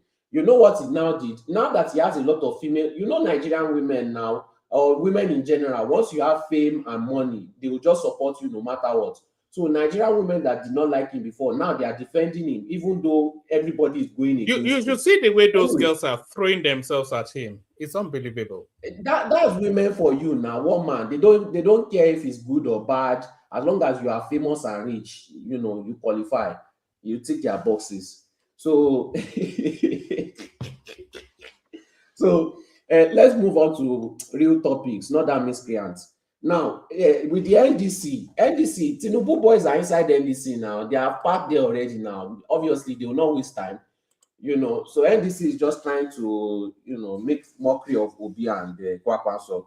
Those ones, they are very unserious people. I don't even know why we keep on talking about them. Once we get to the primaries, at least we can finalize their loss. And for Obi to ask Amechi to step down, I agree with you, one man. Amechi would have seen that as very insulting. Amechi is a very staunch person, you know. He doesn't see them as on their level, you know, and to him it's quite insulting that he even has to compete with the likes of Obi and Atiku for that ticket in the first place. So let's just actually, sorry, if we're talking about the most qualified person in our ADC, it has to be Rotimi Amechi, because Rotimi Amechi, he was a successful, because he achieved some successes in Rivers State. His record in Rivers State is better than Peter Obi's record in Anambra State, and he also functioned at the federal level. So he has been number one, and then he has been a senior team player. If you look at Atiku, his only credentials is that he was number two to Obasanjo. He was never a decision maker, and the only credentials of Peter Obi is that he was a governor. But so was Rotimi Amechi, as well as being an important federal minister. So if you just look at their CV, Rotimi Amechi is the most qualified in the ADC. Kwakwanso as well. Kwakwanso was former defense minister, two-term governor of an important state. So if we're going by credentials, those two are more qualified than Atiku or Peter Obi. Yeah, but both of them are going to cheat Amici out of the position. You know, at the end of the day, one man, these people are miscreants. I swear to God, I can't believe that I wasted brain power, you know, arguing with these people's followers and all these things, or things that are the obvious. I don't even want to talk about them again. Let's talk about Nigeria. Now, as far as that Muslim people that put fatwa, you see, these northerners there, they have stretched their hand out too long, you know. They've spread their wings too long, and they don't know, they cannot read the room, that their empire and their strengths will soon fall. Because once Tinubu clinched that second term ticket, Tinubu does not forgive people. You know that. I think we all know that. We all know that with our body. It will make them politically irrelevant. They will never be able to recover ever again, as long as that man is alive. And maybe even after death, he will destroy them. So they should have as much fun as they want to do. They should continue to do their Sharia law and their fatwa and all this kind of thing. Who I blame are the Nigerians that are easily forgetful. When I keep on telling, I was on Dr. Damage's platform, is it yesterday or today? And I was telling them how in my neighborhood, people came together regardless of tribe, and we placed our neck on our. So, sorry, we don't allow people to promote other platforms here, because people don't promote. They don't promote us on other. We used to allow that, but we don't anymore. But carry on. I'm trying to make a point on the obedience, right? So I was talking about how we came together as a community, regardless of tribe, Yoruba, Igbo, Hausa. You know, anytime I'm coming here to argue, I used to say, let it go. And I never let it go. That shows you the kind of environment I grew up in. When something happens to Nigerians, they forget and they move on easily. In my own community where I grew up, we don't forget. We don't let go. We continue pushing and pushing. We pressurize our local government chairman so much that man had to pack his load. He sold his house and he left that neighborhood. At the end of the day, we got everything that we wanted. We got our roads, we got our lights, we got our government water, we got every single thing a normal country, a normal functioning country should get. When they say pressurize your local government, pressurize this one and that one, I used to make fun of them, but that is the truth. You know what these people started doing? They started speaking over me, they started lying, they started gaslighting, they started telling me that the history that I grew up in was different, and started. This tells you a lot about the stupidity of this kind of people, and I don't want to waste brain power on them. If people are putting fatwa on you and you are coming out to complain, and the next day or the next week you forget about it, maybe you deserve that fatwa. Just maybe you deserve it, because you are a stupid person. You are a stupid person that easily forgets danger that is around you and you let it go. Nigerians, majority of them, they are the problem. They are their own problem. They don't fight for themselves. They don't fight for their rights. They are always complaining that nobody is fighting for them. That is what I noticed. They are always looking for somebody to fight for them. You are living in fucking Nigeria, and you don't want to pressurize your political leaders. You just want to sit down and expect them to do their work. Forget politics. The average Nigerian does not even do their work unless you pressurize them. That is their nature. So why are you sitting down there and complaining and doing nothing about it? So if eventually that fatwa works and they buy the pastor, you will now blame the government. Meanwhile, you sat down there like no, but what can they do about it? Can't they pressurize the authorities to find the man day in, day out? Until but those authorities are tired of them. That's what that pastor is doing now. This Do bishop. you think he's still doing it now? One man, do you think he's one man in 1 week they are going to forget about it? The unfortunate thing is they will end up buying that pastor that is put a fatwa on. One man, are you going to one man? Yes or no? In 1 week, are they not going to forget about it? But they'll forget it now. But the tragedy is that the imam has not been picked up. That's the real tragedy. If a pastor had said that about an imam, it won't last 1 hour. One man, I told you that we pressurized our local government chairman till the man packed his load, sold his house, and left that neighborhood. We literally used to come to his gate and knock on his door. So if you truly want something, you will have no excuses. One man. Our life was not even on the line. His life is on the line. And in 1 week, he's going to forget about it. One man, even an animal in the wild, when a predator is chasing a gazelle, do they just sit down there and say that the humans are not helping them fight the lion? Do they sit down there and say the people that are making the documentary, why don't they help them fight? Do they sit down there? They run. And they run as when all this, like, it's just common sense. Common sense. But if it's their house girl, they will never let that house girl go. They will beat the house girl till the house girl has mark all over her body. And they will continue to beat her and remind her and scold that house girl for years. And psychologically brutalize that house girl. I know what Nigerians do. I know how they treat people that are weaker than them. They can never stand up to people that they think is bigger than them. So, woman, don't give them all these nonsense excuses. Your life is on the line. If you are a pastor, you have members. Every single day, you and your members are supposed to go and meet the authorities. Until that man is captured, you should not let the authorities rest. When that man wake up, he should see you in front of his house, in front of his gate. You should stand in front of that police station. That is where you start doing your service for your own safety and security. If it was an house, if it was that pastor's house girl that put fatwa, are you telling me that he's going to let it go? Is he going to let it go? He will never let it go. He will beat up that house girl, and then he will go to church to go and preach again on Sunday. So please stop giving Nigerians all these excuses. They deserve no excuse. They are weak cowards that only know how to. If that pastor came here now, he will be insulting you. He will be talking to me anyhow. Am I lying? Exactly. It's true. But now they call fatwa on him and he's crying up and down, and he has gone to go and sit down in his house like a weak bitch. You know the unfortunate thing, Solly. You see this your obstinate zeal, which we all admire. It will never play out within the Nigerian space. You may do it once, you may do it twice. But that same example is just a minor little space. If you go with that sort of fervor against this sort of a narrative, you might not come out of there alive. One man. You see, I don't know how I can explain it to somebody that has never experienced it before. Me that have experienced something like this in multiple neighborhoods, because I lived in 2 communities where we did this. You know what pains me? You are not even curious enough to ask me how we did it. You simply just deny that it is impossible. So let's just move on to the next topic. Let's just move on. You are just so hold on. Let's move on. Let's move on.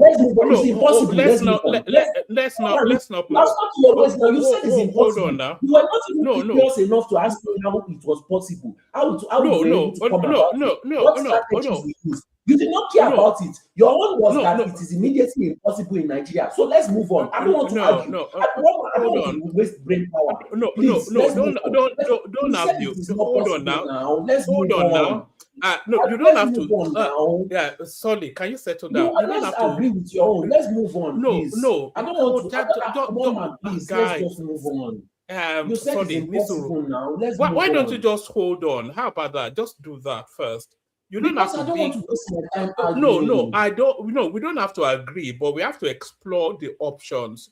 I don't have to agree with you. You don't have to agree with me. But let's just state the possibilities, and we don't have to bring high emotions into every conversation. What I'm saying to you is that I admire what you and your community did there, and I endorse that.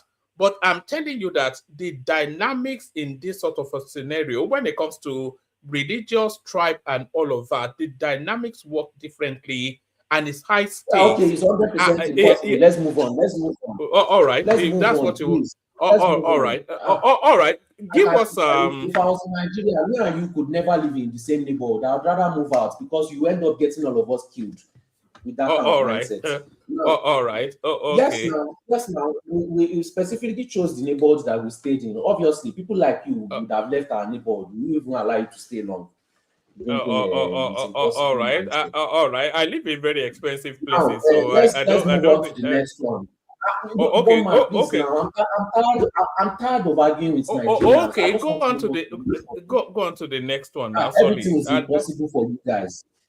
Nobody. Now, you know. Hold on. You have to always try to engage with people rather than fight them. You don't have to agree with them, but engage with them. I don't want. All right. Go to the next topic.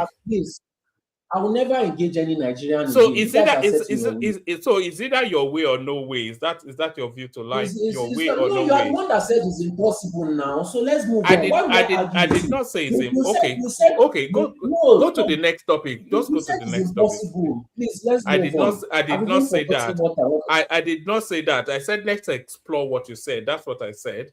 And then you went into your high emotions. You went to high emotions as always. But what are you making of these headlines?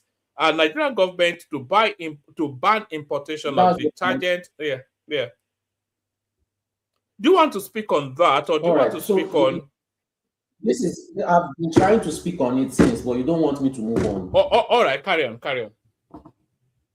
So what I said about Tinubu's government is that what they do is, or the way Tinubu plays his politics, they let you suffer.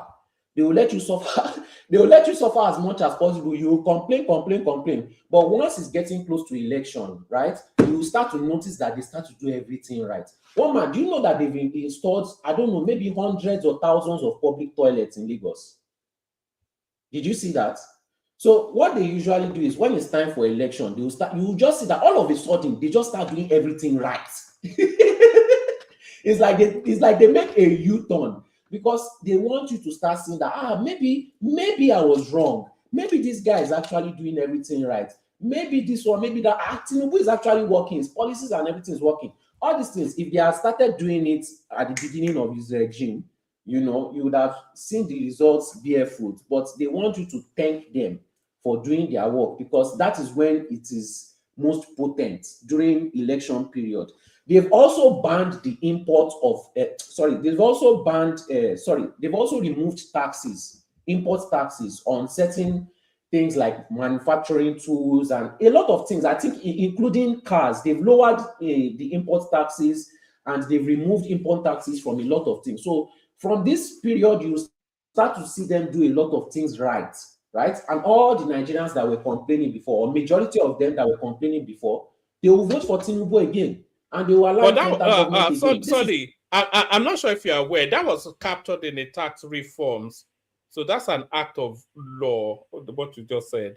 It's not a policy, it's a law. Okay, but when was it implemented? The tax reform was just done about 6 months ago now.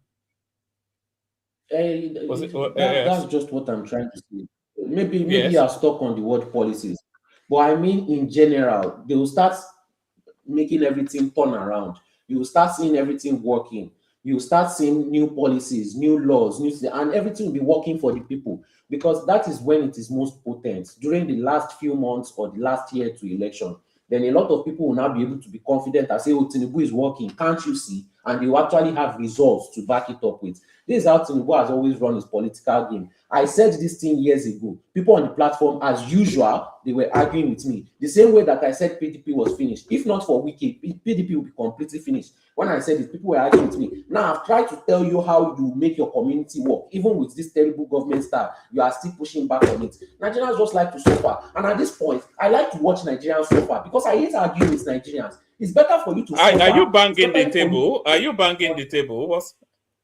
Don't bang the table. Nigerians are annoying. Nigerians are very annoying. They are very proud in their ignorance. Very, very proud in their, and they are willing to fight for that ignorant opinion. I'm literally telling you something worked. There was a layout, there was a plan, there was a procedure. We had lawyers, we had a whole process to make it work. But you are here telling me that, oh, if I try that in first you said if I try that in Nigeria, then you are now put it to religious, like you are so set in your ways. So Nigerians, before you guys give me brain aneurysm, I need you guys, well, you are on the platform, you will not suffer. But, you know, people in the comment section, a lot of them are in Nigeria and they will be pushing back on me. They are the ones suffering, you know. See, let me tell you something here. I enjoyed Nigeria to the fullest. All these things that people are talking about and complaining about, in my own experience, in my own memory, Nigeria was one of the best countries. Since when I was young till when I left Nigeria, I never suffered from any Nigerian problem.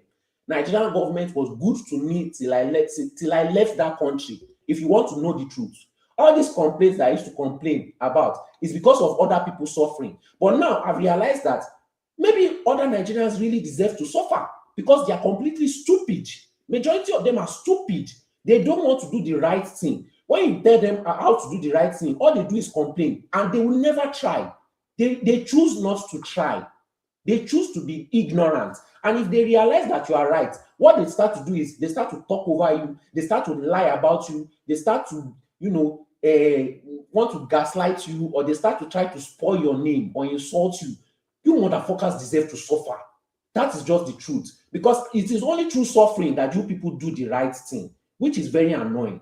I'm not going to fight for any Nigeria again till you guys suffer very well. So that next time when I come and talk, nobody will be foolishly, stupidly arguing back with me because you would have suffered well. That is just the truth. Tinubu till 2031, you guys deserve it. Do you think there are other ways outside of your way? So I was going to ask the question. Yes. Do you think there are other ways outside of you? I'm trying to wrap my head. If I have a way that has worked, 100% foolproof, that has worked, and you guys don't have any way that has worked. You have been trying all your fucking bastard life, and Nigeria has never worked for you. No. Hold on. Settle down on the language. Hold on, Bishop. No, wait. No. Just you don't have to. You don't have to. Hold on. Can you just hold on, my guy? You have to hold on now. At least, if you don't respect me, respect the audience. Just you can disagree without being disagreeable. You don't have to use. We know you for sophisticated words now, so we don't need the guttural thing for impact. So what I was asking you is that, are there any other ways outside of what you are prescribing, or you are just single tunnel visioned that your way is the only way? One man, it is going to be very difficult for me to bring up a new solution from scratch. However, majority can other people bring up solutions? Can other people bring up solutions? going to let me. You don't have solution. You are here making noise. You are here making noise this morning. You don't know where. I don't know where this guy stands. God will punish you. If you talk again, God will punish you. No. Sorry, you have to cool down on the heavy emotions. I'll wrap it up in about 3 minutes. We're moving around. Yeah. Yes, I am tired of lowering my intellect to talk to these animals that don't know anything. These people that Nigeria has never worked for them and always complaining. Somebody that Nigeria has worked for me, and I try to tell these animals how Nigeria works and how they can make it work for them. But these animals that have no solution, shut up. Nigeria is waiting for you. Why are you crying? Hold on. Just let him vent his plane and then we'll move the mic. One man, it's been, you said 5 minutes, 7 minutes. He's been talking for 30 minutes. All right. Bring it home, sorry, so other people can speak. Yeah. These people with no solutions that come to come and cry, and I've been crying before I was born, are trying to tell me that my solution that has worked will not work. If they have been all their life, they've been spending all their life to come up with a solution and it has never worked, they can continue in their frivolity and continue to work in the desert all their life. I don't care anymore. I'm going to use the systems that have worked for me to continue to better my life. You guys can keep on crying all the days of your life. I don't even give a fuck again. If you guys suffer, that is your business. Suffer. I will watch it and I watch it in delight. I'm tired of Nigerians. I'm completely tired of them. I don't. If they suffer, it won't pain me anymore. I don't care again. I really don't care. A lot of them actually deserve the suffering that they deserve it because they put themselves in that position. A lot of these people that complain about Nigeria, if you give them the solution and they can do it, even if you want to do it for free for them, they will not take it. I think they delight in their misery. They love their misery. Some of them are. Guy, you are wasting everybody's time here. You and your family. Is your family that time that will be wasted? Stupid guy. All right, sorry. All right, thank you, sorry. All right. All right. If you are cashew, I will give you for help. Nonsense, human being. You are almost 30 minutes now. You are saying rubbish. 30 minutes, you are saying rubbish here. I'm still here listening to this rubbish you are saying. I'm here listening to this rubbish. Kangaroo, you are saying here. God is already punishing you. God is already punishing you. Where are you now? You are Japan doing nothing. Doing nothing here. God is already punished you. I cannot curse your family, but God is already punished you. You are here wasting most of people's time. You are not talking anything since the morning. You just going round. Saying rubbish. If you near 12 is me now, I will give you head. No stress, one day. See your head. See your head. I don't know where you stand. I don't know where you stand. You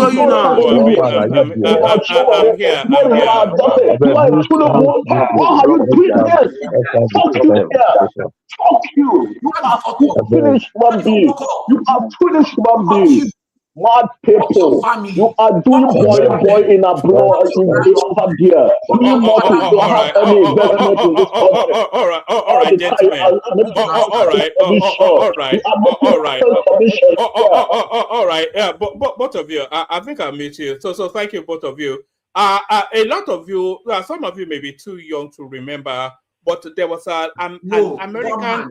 I had 3 minutes, and you let this guy interrupt me for that whole. No, you had already exhausted your 3 minutes.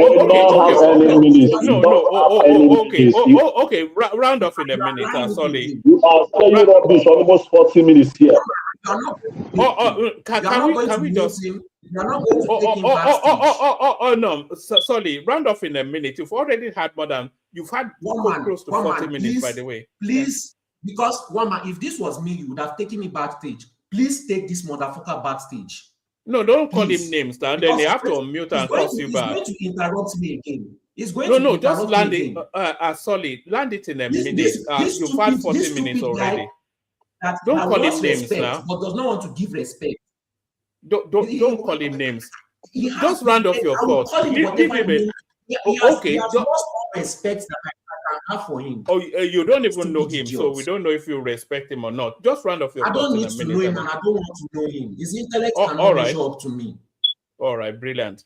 All right, round up in a minute, and then we'll move on. So I've even lost my train of thought. I just didn't want him to talk. In his own session, I've never interrupted him before. Never. Ever since we've come on this platform, I've never interrupted him before. I've never disrespected him before. But because he's older than me, he feels like he can disrespect me. God will punish you, you stupid bastard. Hey, young man, your time is off. Your 1 minute is off. Woman. All right. So, sorry. Thank you. All right. Thank you. Sorry. So that's sorry. No. Kilo now. No, sorry. Enough now. What's all this now? You know, this platform has a particular reputation now, and it's not a reputation for that. So please, let's just be mindful of the language. There was an American president called Ronald Reagan. He had a wife called Nancy. And the one abiding thing that people remember Nancy Reagan for is that message on your screen right there. So everybody abide by that message on the screen. So abide by that message on the screen. We go on to Kenny. If Kenny is still there, Kenny, can you? Are you still there, Kenny? All right. Zita is there. Is Zita's there? Zita. All right. It's not my turn now. No, you came in, but let's go to Bishop and then we'll look back to you. So Bishop, apologies. So yeah, but Solly is quite young and fiery, so the language can be a bit young sometimes. But we have to accommodate for all views. But floor is yours. Sometimes the platform can get heated or much later, but it's too early for the bad good. And I was honestly trying to understand what he was saying. Unfortunately, I couldn't as much as I tried. And I heard him say about what government is doing right. That's the only place I was thinking I would make some sense. And, well, it's not federal government or Tinubu that is building public toilets in Lagos. It is the state government, the Ministry of Environment and what have you. Because of the repeated report of open defecation, we cannot be building a mega city and people will be openly defecating in several places. We've been to some other mega cities. How many mega cities have public toilets scattered everywhere? Don't focus on anything that I said. They interrupted me all through in anything I said. So you don't know any points that I said. Please just forget anything I said. Oh my God. I wanted to interject, you did not. So no, please don't interject me. Woman, you shouldn't allow this now. I begged to make a point when he was saying something. So why is it? I can talk on whatever you say. I mean, I'm not addressing you. I did not get my point across. That is why I didn't leave anything I said. I wasn't allowed to make my point. Woman, are you there? Focus I beg, woman. I beg, good night. I cannot stand this nonsense this night, please. If it's not going to let me talk, I will just quietly walk away. I'm saying something. You brought up a point. It is not your topic, man. It is not your topic. What the hell do you think you are talking? You specifically spoke about toilets. Yeah, because you spoke about it, so I cannot talk about it. What kind of thinking? What kind of thinking are you thinking? Who the hell are you that I cannot speak on what you have spoken on? What kind of nonsense thinking is this? I'm giving you reason not to. You don't need to give me. You don't fucking need to give me any reason. Who the hell are you? I can give you a reason because you are not getting my points. I'm not getting my points. Hold on, Bishop. Sorry, respect this guy's window to speak. So just let him speak. Carry on. Yeah, but you shouldn't. No. It's getting out of hand. Sorry, you can't be insulting everybody. Sorry, it's getting out of hand. Just settle your mind down. Carry on, Bishop. Apologies for that. Thank you. I mean, I don't even get strength. So, yeah, I mean, I listened to some of your readers, even though I was interrupted at some point. I know there were two things I wanted to talk about, and it's just politics. If you can just help me, I will tell you about your readouts, just the topics.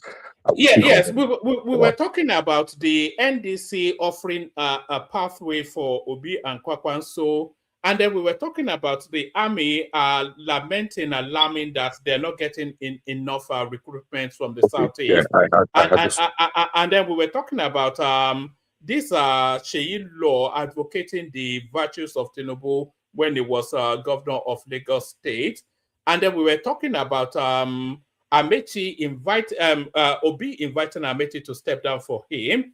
And then we were also talking about Fashola being appointed as a bencher by the Federal Republic of Nigeria. And then the imam that put a fatwa on a pastor, etc., etc. Okay, let me try. I'll try. I'll be brief as much as possible with the little I can remember. The fatwa is a complete nonsense. Unfortunately, we are still living in that backward stone age where people can just declare fatwa on people, and the law will not do what the law is supposed to do. If there is one thing that had held the North back, I responded to somebody today that was complaining about Yoruba land, that all our governors are Christians, that they are oppressing the Muslims and the rest. And I only asked a question. I said, look, you are not bothered about the banditry, about the terrorism, about the over 10 million or 20 million out of school children in the north. You are not bothered about the poverty. Some states in the north has over 90% poverty. You are not bothered about the misery index. You are not bothered about the literacy, the disease and the backwardness. And that is plaguing and rampaging the north. But you're concerned about whether it is a Christian that is the governor in Yoruba land or not. What kind of misplaced priority is that? So it is the stupidity of these people, unfortunately, that has been put on us by this nonsensical religion that we are flaunting. We became more religious than the people that even own the religion themselves. Fella said Pope Day for us was some where Pope Day self again, I don't forget. It's Bible Day for Mecca, but we carry religion for head like something. So we are getting backward. If somebody could still be declaring fatwa on a free citizen in this year and the man is still working free, it is the failure of the system. Rotimi, Amechi, and what's his name? Peter Obi. I think it's very laughable. I'm not exalting Rotimi. I'm not praising Rotimi because I know Rotimi Amechi a little bit. At least I was in Rivers State when he held sway. He was lucky. Rotimi has been extremely very lucky, very, very lucky. From being an aide to Peter Odili. Yeah, in Pamo Clinic, to becoming a member of the House of Assembly. And he's had a run. It's so embarrassing and unfortunate that somebody that spent 24 unbroken strain in governance in Nigeria, just 1 year out of office, was vomiting all those nonsense he was saying. I feel embarrassed on his behalf. And it shows the kind of, what kind of people. I actually have a friend who is a medical doctor that was in school exactly the same time that Rotimi was in school. And he tells me, in fact, the guy used to tell me then that Rotimi has mental issues, that he has coin in his head. And I used to argue that no, because I felt I liked him. He was a young person as a governor. But he talks, by the time you listen to Rotimi Amechi, the quality of his thoughts, his thought process is very questionable. Forget that he was a governor and he's trying to be an activist. All of a sudden, you want to be an activist. You think you can sway everybody with your empty talk. I don't see him better than Peter Obi, even though Peter Obi is extremely very dull too. That's my assessment of him. Anybody can disagree or agree. Unfortunately, they don't have anything to offer. I think strongly that they don't have anything to offer. Nobody can publish whatever. But Peter Obi going to ask him to step down for him shows that Peter Obi is afraid of contest. He's afraid of going into the contest, not even with let's even remove Atiku. He's even afraid of going into the contest with Rotimi. because of what Rotimi Amechi said, that he came second after Tinubu in the contest. But he's not a good loser. He was lucky. He never contested for the governorship, and yet he was handed the governorship on the platter of wood. Every contention, election that what's this guys? Wiki has run against him. Wiki has defeated him, has down. Rotimi had all the APC apparatus in Rivers State, and he lost every one of them to Wiki. Wiki was able to infiltrate him and make the whole APC impotent to the extent that in 2019 they couldn't field a single candidate, not one, because Wiki showed him politics and he couldn't do anything. So it's unfortunate that we are here. On our man, that is Patola, congratulations to him. Congratulations to him. Now, the amalgam about the body of Benjamin, I wanted to ask, what is the usefulness? I remember Wike used to boast that he's a light bencher. So if they are just giving him a bencher where Wike is already a light bencher, I want somebody to educate me. What is the usefulness of that title? Is it that when they get to the court, they will give them a bench to sit on, or I mean, no, they are more in terms. They are more in charge of ethics and discipline for lawyers, and then people that actually call to the bar. They're in charge of things like that. But I was asking if Fashola merited it in terms of his legal achievements, or is just a political reward. But who gave Wiki life bencher? If Wiki could get it, then Fashola more than anything. Because Fashola had actually practiced law. He practiced law in a law firm before he became the chief of staff to the governor. And even he has gone back to court now. He's been in court several times after he left office. So if Wiki is a life bencher, I can assure you that Fashola is more than qualified. He's a senior advocate. And there are a certain number of cases you must have won at the Supreme Court before you can be considered for a senior advocate. So I believe he wanted the merits it. But now that you have educated me about their usefulness, well, I think he earned it. I think he earned this, and he deserved this flower and his day in the sun. But largely, you see, the political landscape is shaping up. Unfortunately, we are using emotion, just like we did in 2023. Emotions are getting pitch high. And at the end of the day, people will be blaming people that they were rigged out, they were doing this, the election was stolen. Peter Obi was in an interview. I did not see the whole interview. I just saw a snippet that he actually won the election in 2020. I think it's the most stupid thing anybody will ever say. You had the court, and we have 12 justices that are adjudicated over your matter. You did not in any one of them claim that you won the election. You were looking for ways and means to disqualify the other person. He did not go to Chicago. He had drug. He got 25. He did not get 25. You never came with proof. Now you go to interviews and you keep claiming I won that election. Everybody know. Who are the everybody? Out of the 12 justices of the court, at both the appeal and at the Supreme, there was no single dissenting, not a single one. So it was 12-0. And you still had the temerity, the audacity, you have the boldness to come and shamelessly open your mouth in the public to say you actually won that election and you can prove it. You told us before you went to the court. So if you think every system in Nigeria is against you and even Nigeria is against you, what gave you the guarantee that if you run again, there's going to be any difference? Unfortunately, our interviews now are just not to articulate points. It's just to make it show and for everybody to. Now, how are we going to deal with this amalgam, all these, they are coming together?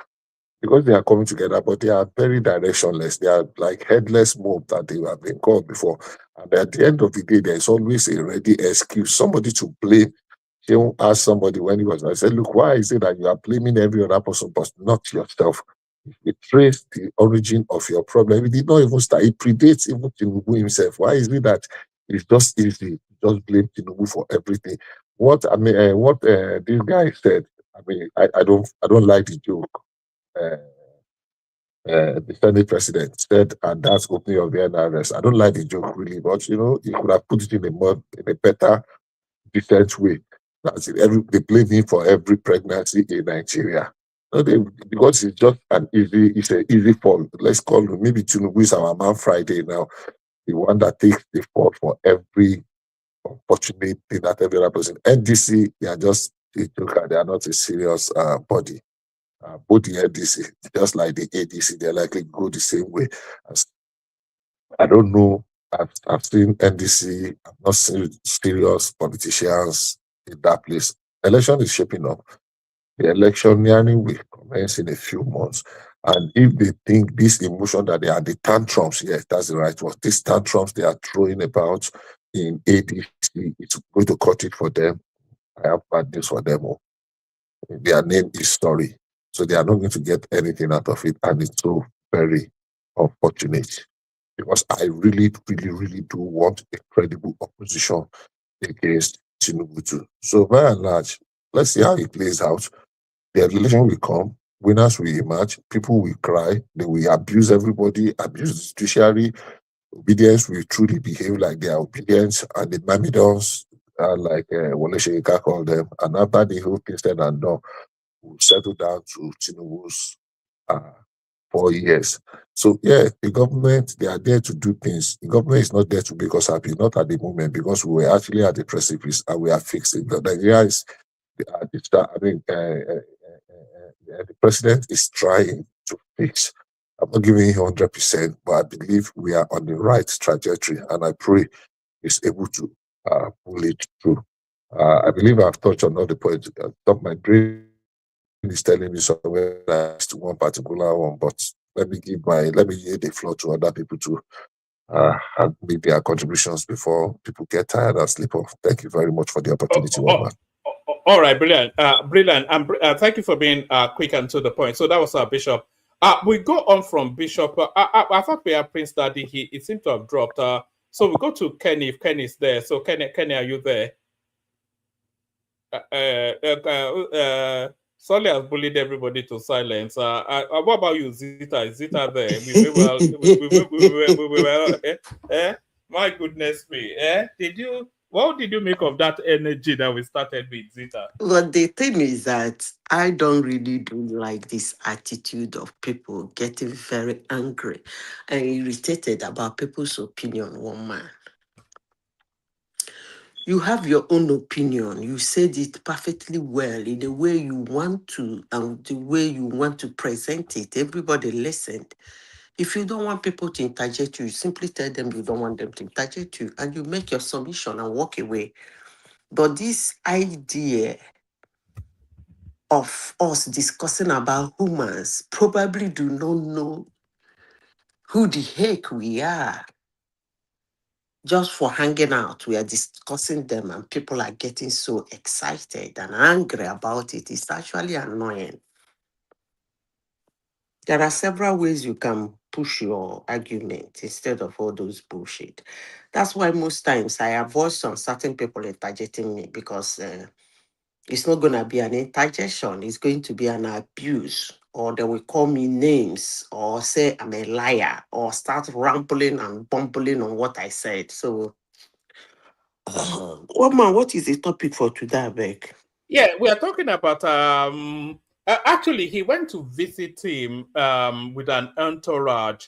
That's Peter Obi. He went to visit Rotimi Amechi with an entourage, inviting Rotimi Amechi to step down and support his push.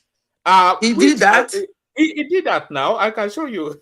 What guts? He did that, and Rotimi Amechi, he said 2 words to him. The second word was off. So you can guess what the first word is. So he said 2 words to him. The second one was off. But after all that, what did he say? Don't bother showing me the video because those guys. No, I'm not showing the. It's just going to play in the background. I'm not going to play you the video. But what he went to, it went essentially to Rotimi Amechi to invite him to step down, and Rotimi Amechi told him to get lost essentially. That was pretty much the gist of all that. It says, in a surprising political move, Peter Obi reportedly met Rotimi Amechi in what insiders consider to be a strategic attempt to build alliances ahead of 2027. Sources claim that the visit was aimed at persuading Amechi to step down in support of a unified front.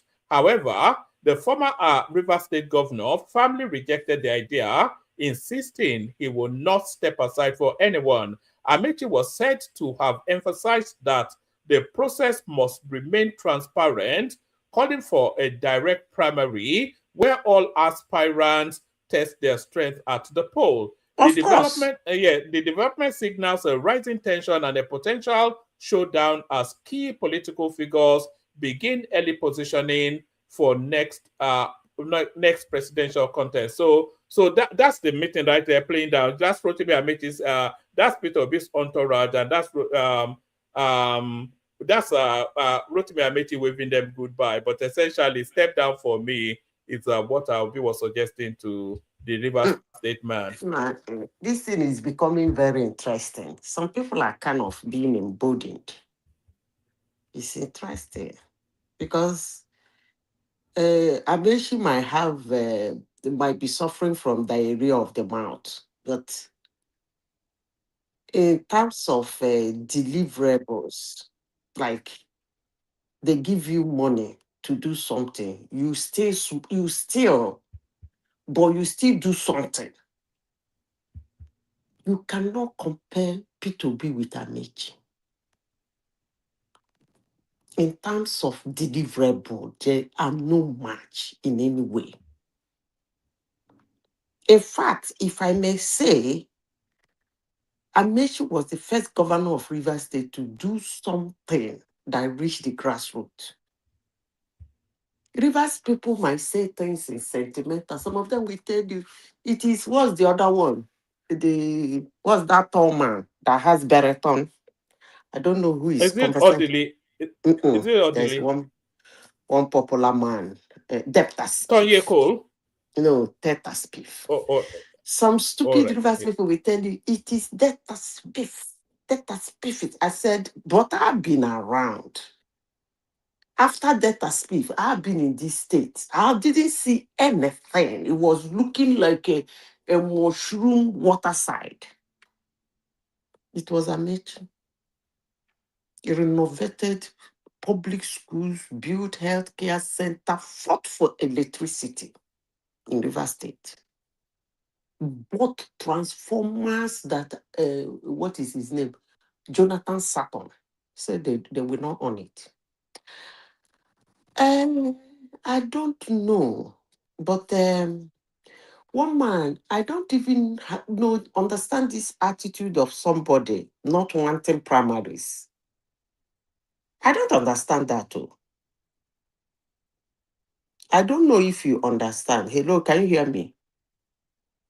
Hello? Yes, we are. But I don't know. What do you mean by they don't want primaries? Like somebody like P2B, since he started a political, he's been in politics. But since he started contest, I won't use the word contest because primaries, there is the main election he contests. The primaries, they hand it over to him.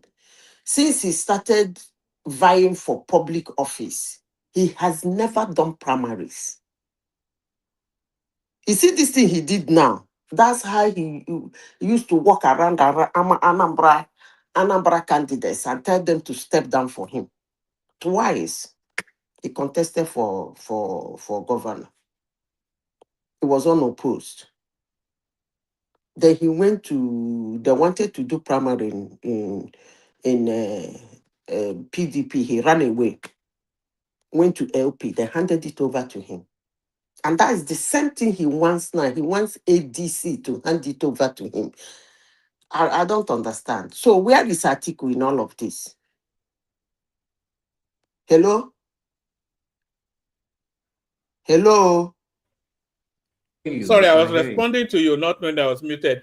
Atiku is, Obi is trying to, I cannot fully criticize Obi for what he's doing because he's trying to play his politics as best he can.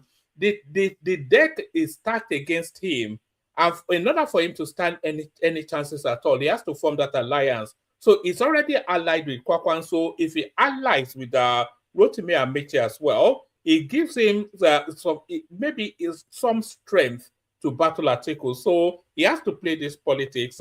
He's essentially trying to rally people against Atiku is what he's doing. I mentioned that did not step down for Tinubu. Tinubu that at least Tinubu then Tinubu was the man that spearheaded 2014-15 election. He worked with that Amechi. After every, all of them collected position from Buhari. Tinubu did not collect a single position from Buhari, whether minister or special advisor. They called him elder. Before you know it, they come out for elder. And he saw Tinubu's work in politics. Still, in 2023, he didn't step down for Tinubu. He contested and he won a lot of votes. And that is the man Obi has the effrontery to go to say he should step down for him. Did he actually use that word? Or one man, you are just from pulling, sometimes you just make up things.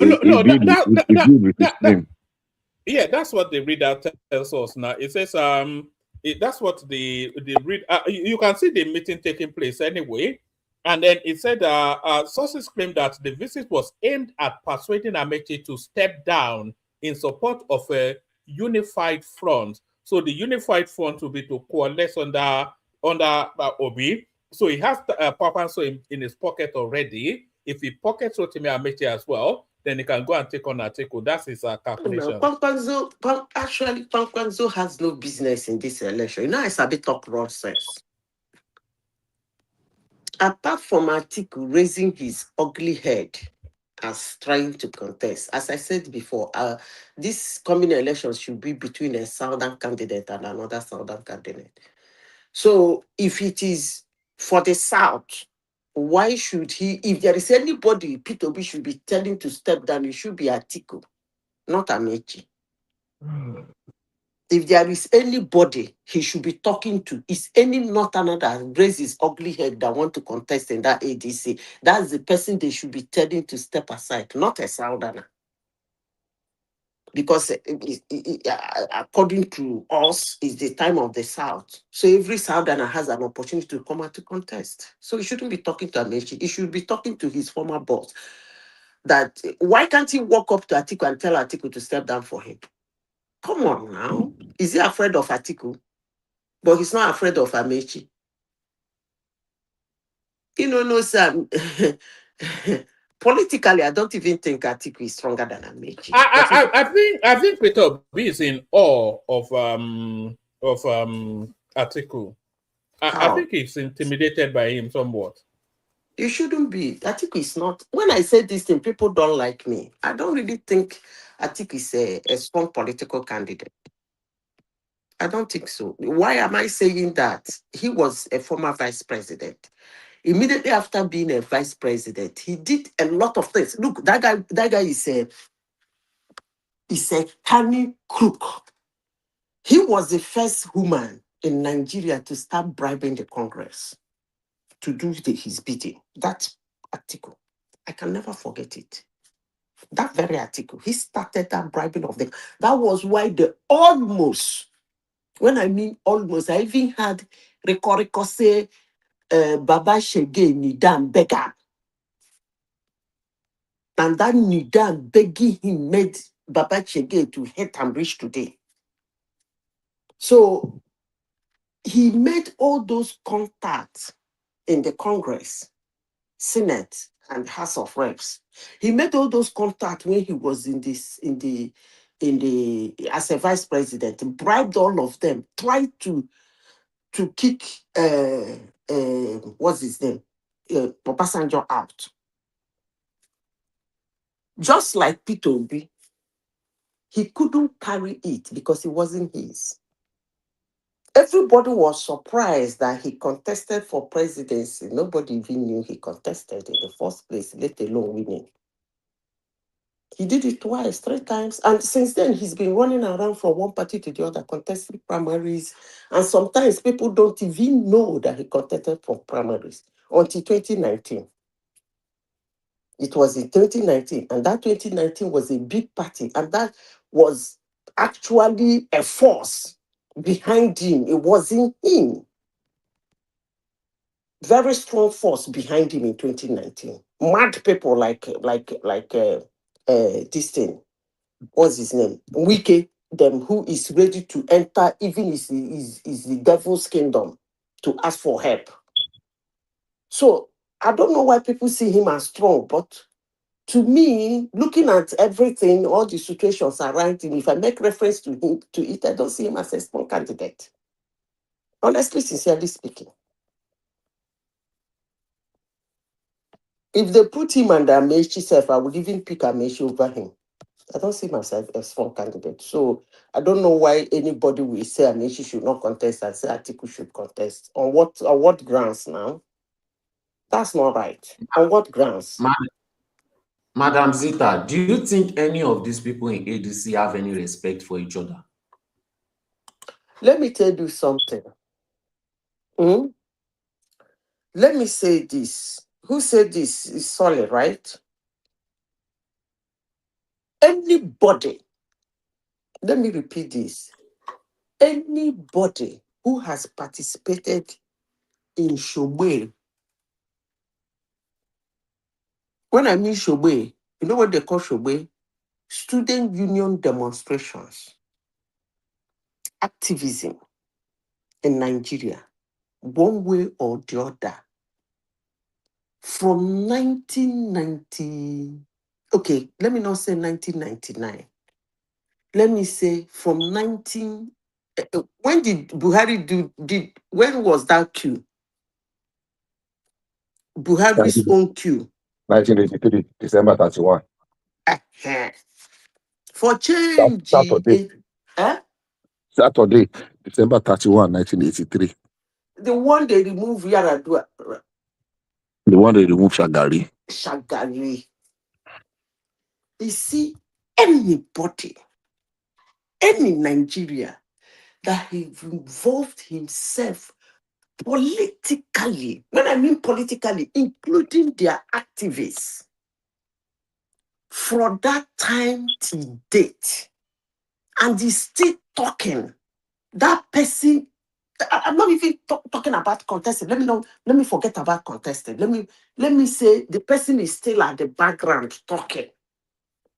Let alone those who are contesting. Sonny, let me tell you loud and clear, they are the problem of Nigeria. They are same old. Why do you point out the Buhari coup? Like, why is that your point? Let me tell you why. Because that time,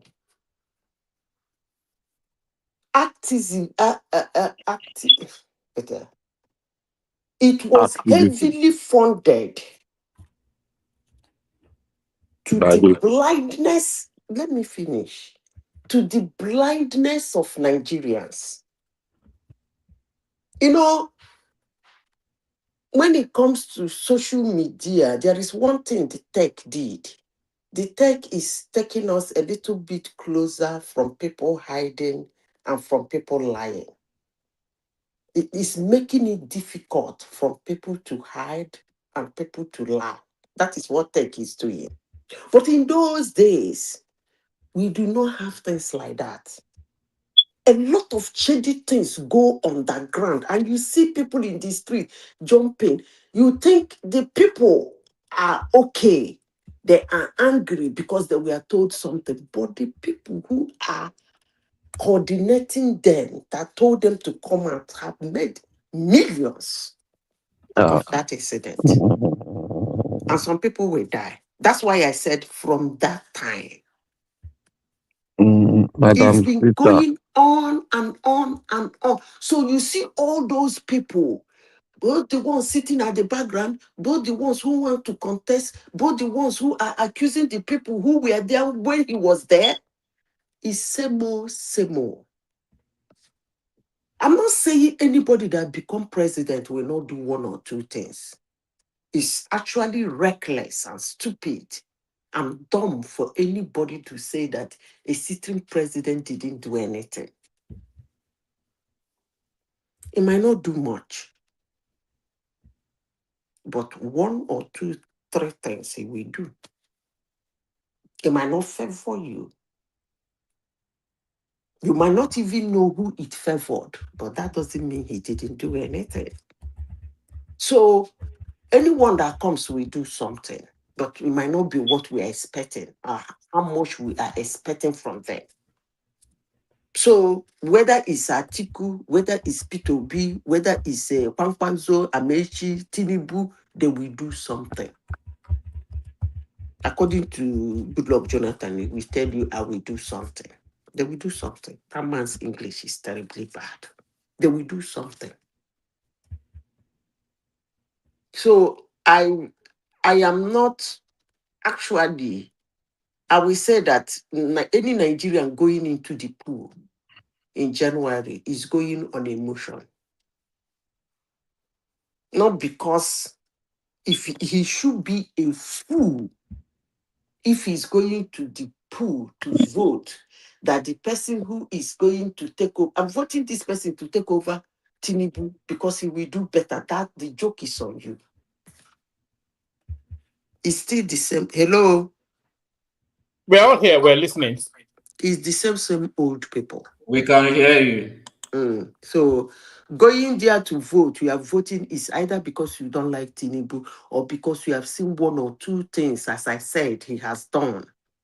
And you say, let me give him a chance. I don't want another person to come and destroy this. You know, if the choice in 2027 is not beyond Tinubu or Atiku. I don't think anybody else is anything other than those 2 people.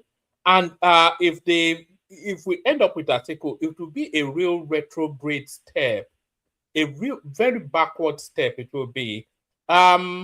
This was the guy that cancelled his tweet on Deborah Samuel.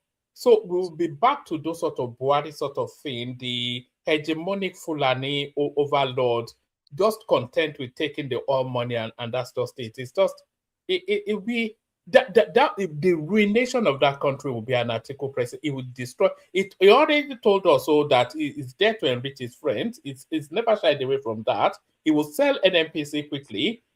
That guy will just destroy that country completely, you know. His window was 2019. I was for Atiku in 2019 because of the failure that Buhari was. But now I never bought Atiku, even in my dreams. There are woman, let me say this. There are people, let me say this. There are, in as much as there are same old, there are the ones I don't want them to near where is it? Bagwalada, let alone entering Asorok, let alone getting into Abuja. Them they talk say they enter Asorok. People like P2B, people like Atiku. These 2 people are the and the Pampanso. These are the people I will never in my, no matter how I'm disgusted about Nigeria, I will never in my wildest dream hope that they will get to Babalada, let alone being the president of Nigeria. Hey, but don't get me wrong. You know, Zita, that's why this election is a pivotal, it's a seminal moment in Nigeria's history. If any of those people get in, then we're doomed. Peter Obi has no. Peter Obi is not even. But the thing with Peter Obi is that he has no concept. He has no idea. He's just very rudimentary sort of a person. I'm not even sure that he's there to steal it. He will steal his own, of course, now. But he will not come up with anything innovative or anything original or anything for trusted because he has not shown that capacity. But if Atiku gets in, we are doomed. We are doomed. The Yorubas will be punished, that's for sure. And then they will run. You know, there were already heavy incursions into Yoruba land under Buhari. They will just restart from where they will push it all the way. No, man, it'll be the biggest. No, one man, I disagree with you. I disagree with you on that on Atiku. Atiku is not. Actually, that was actually the problem he's having with the North. He's not really like not. It's not really like Hausa Fulani, that Fulani thing. No, I think it's not that. Madam It's not. Zita, Atiku has already shown that it could be pressured just with the deletion of that deploratives. The thing is that, look, one thing is for you to be pressured. The second thing is for you to have an ideology. Okay? After all, Buhari was not the first northern president Nigeria has ever had. The military were northerners. They were there. Those are the ones that would even force you to do what they want you to do with by fire, by force. But they did not Fulani inside our kitchen. Okay? So one thing is for you to be pressured. Another thing is for you to have an ideology. So all those words of pressure, it means you actually do not know the power of a president, more especially in his second term. All he needs, if you tell him that thing first time, tell him second time, the moment he turn to you and say no, you shock him. But he's going to want two terms. Come on now, who go enter presidency when no go do the number of terms that he has now? So what is your problem So if he wants to do? what I'm saying is that first term is going to bow to them because he wants that second term. If he's using it to get a vote, that doesn't mean it's his ideology. In second term, he will change. No, what is bothering me? You have to remember. Sorry, Solly. You have to remember that the people that would drive Atiku in, if he goes in, will be people like El Rufai and Abubakar Malame, Issa Pantami, all of those sort of people, and those are extreme fundamentalist, oligarchical sort of Fulani, You know, when you people say this kind of a thing, it's actually funny. We sound funny. Let me continue with what I'm saying. You see, Buhari. I don't find wait it down. funny. Wait, please. These people are going to punish Yoruba people, including me. Hold on. Let me finish. Buhari was propelled into power. 80% of the people that propelled him into power were not Northerners. But he went there because he have an ideology. He turned north. He was the most tribalistic president I have ever seen. But that doesn't mean that I will not see the good work he did in his own side. He didn't do for us. I don't mind.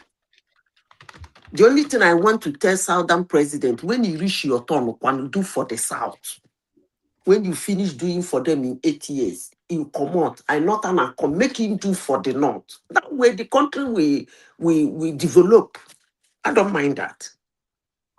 So telling me that because the people around the Atiku is this is fundamentalist, blah, blah, blah, that they will make him do fundamentalist thing. I don't believe that.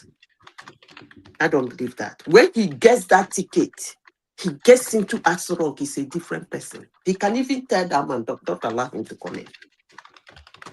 It's a different ballgame. So that thing you are saying, they could do, no. But Atiku president, I actually want this election to be between Obi and Tinubu. I keep saying it.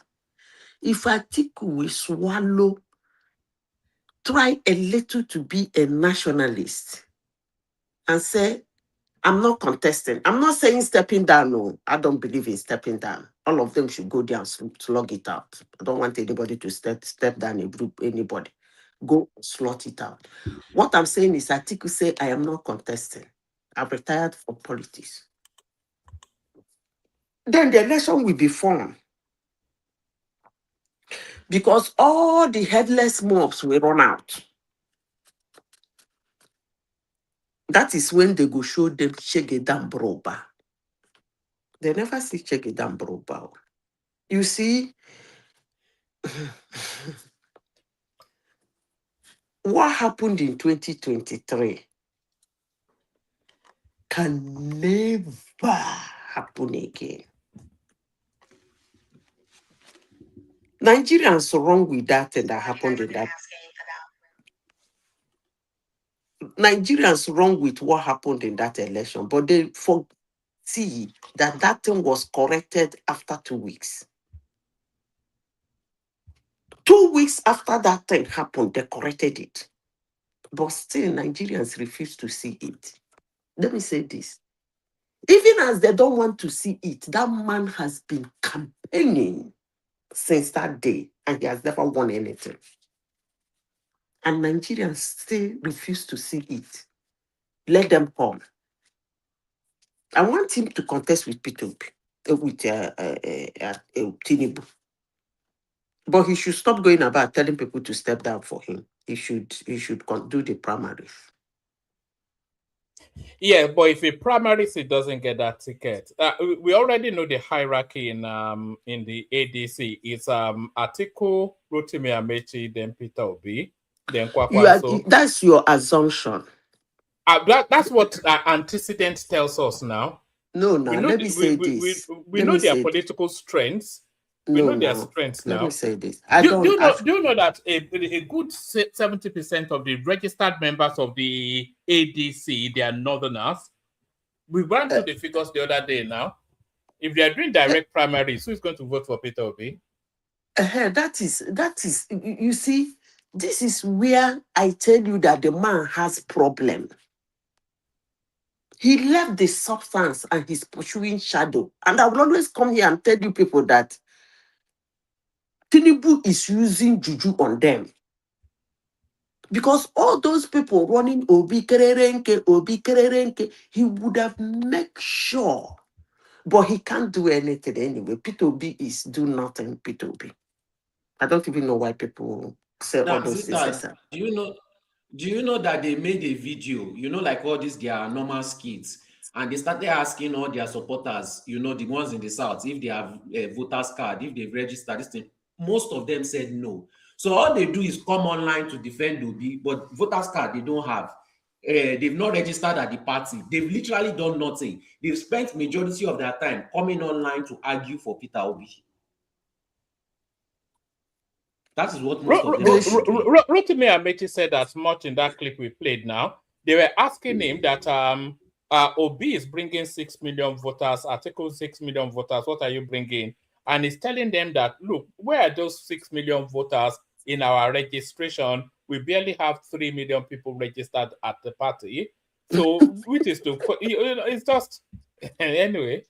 Amechi, one thing I like him, he has diarrhea of the mouth. He's very sharp mind, though. I didn't know he was that sharp until I heard that. I've always he's very sharp. Yeah. Oh, he has diarrhea of the mouth. Sharp. I don't even know how he ended up with the likes of Obi and Atiku. He has always been like that. He has always been like that. And by the way, there's nothing that will remove Amechi. It's not going to strike. What does Amechi want? Amechi has been a 2-term governor. He has been an important minister. Speaker of the House. Speaker of the House of Rep.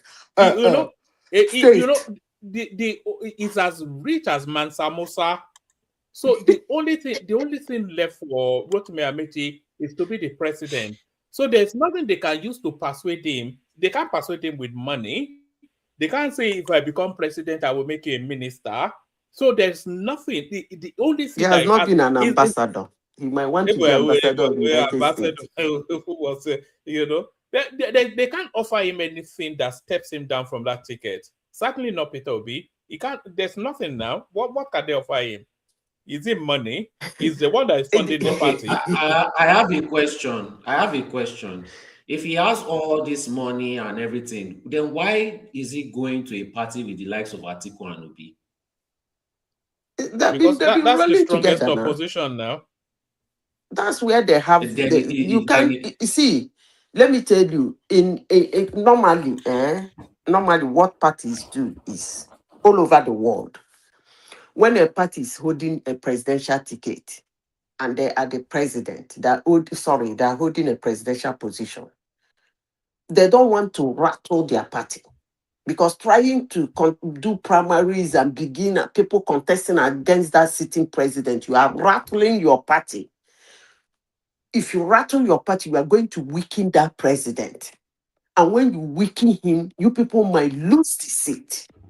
Because whatever you say about him and whatever you do about him, when you were contesting against him in primaries, the opposition will tell the whole country, say, but his people, is it not his people that said it? So normally, parties that is holding the position of presidency don't want to do primaries. They just tell the president, if you're interested in going for your second term, go. Do you understand? Now, that means they cannot come to APC to contest primaries with Tinubu. So what they're going to do now is this thing, the place they think they can grab a ticket to them fight Tinubu. That's why all of them are going to ADC. I hope I've answered your question. But they also need sorry. They also need the weight of each other. They need their political basis in order to converge. Because if you are saying Rotimi Amechi, if he's wealthy enough, he can go and run alone. It doesn't have the clout. No. It doesn't have the expansiveness. But together, they all bring something. Atiku brings the north. Peter Obi brings the southeast.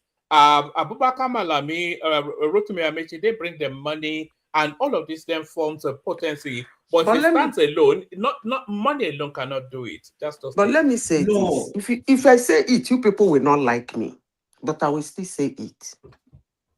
Looking at Nigeria from, okay, let me not talk tofu at them, shagari them. I don't know, wasn't know what was, but I read a lot about it, but I don't want to put it. Let me first the one I know. From 1999 till date, one man, Tinubu is the only president that fought for himself, presidential candidate that fought for himself. The rest, some people will gather them and then they bring them out and then support them and then run the primary and they pick the ticket. He is the only one in the history of Nigeria so far who came out on his own. Shamefully, ridiculously, those people he hoped would have been around him, to gather around him, to prepare him, to support him, to win the primaries, none of them did it.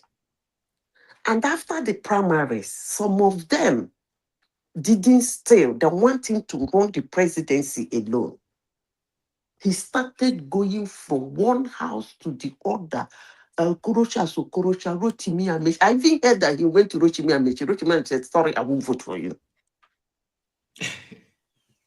He was going from one place to the other, telling them, let's come together, support me. I now have the ticket.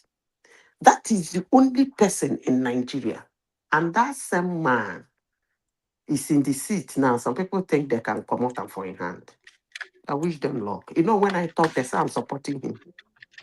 If you know what I'm making this noise, self. Sorry, it's me. No, I'm typing. You know what I'm really looking forward to in these elections, Azita? It is the people that will be outside of the political cycle permanently after these elections. So if Tinubu wins, Atiku, Obi, Kwakwanso, Amechi, Aregbesola, Abubakar Malami, El-Rufai, etc., it's going to wipe them all out completely. You know, they would never, they would never come up within the night. That's the end of them permanently. That's not true. But what? That's not true. The only thing that do you know that the person that is going to succeed Tinubu is unknown? It will never be a known name. But that doesn't mean those people will be quiet now. They're not be quiet now. The only thing that will quiet, you see all those what do you call it? Fourth, is it third? Was 1999 Fourth Republic or First Republic, whatever. No, We're in the Fourth Republic now, yes. You see those people, eh? The only thing that shuts them up, shuts them out of that thing that can go ruin Nigeria, around Nigeria, collecting our money is dead. So if you think if they lose the election, that will shut up. It doesn't. In 2023, most people were saying that's the last election opportunity for Atiku. After now, Atiku, no, he's ill. Hey, he will go back to Dubai, blah, blah, blah. Not be Atiku will they talk again. You seem not to understand these guys. These guys feel, and most of them never, apart from few of them that worked before they enter politics, most of them never did anything. People like Amechi, what did he do for a living? Yeah, he was called to bar, and then what? No, he was called to bar after he became governor. Now I think Amechi. Do you know that Amechi started in the motor parks? He was a motor car. Was he a conductor or something? It was started in the motor parks now. Some of them never worked for a day. They went into politics and they've been in politics, and that's what they feed. That's what where they make. Even if they didn't win an election, that doesn't mean they will keep quiet. Their fellow politicians see them relevant one way or the other. Is it not Peter Obi that some people are shouting he has 100 million votes? All of a sudden, he's relevant to the society. Although his fellow politicians are not seeing him like that. It's people like one man that is seeing him like that. His fellow politicians are not seeing him like that at all. Why are they Roman? Okay, go on now. Sorry. Yeah. Yeah, because you said that Rotimi Amechi had to go to a big party, but this guy had like almost 4 years. Why couldn't he just start his grassroots work? Because the main key foundation for APC and Tinubu, the reason why I always believe that they will be strong is their grassroots. Their grassroots is the foundation of everything. Since when I was small, I saw these people do grassroots work from zero. And they have always used this to capitalize. No matter how bad the situation work, their grassroots work always saved them. So why couldn't Rotimi Amechi do that? Sorry, let me explain politics for you. Politics is a dirty game, and it's a game of luck. And you win a lot, not because you have grassroots, but because you were able to instill a little dent of trust in you. It goes a very long way in politics.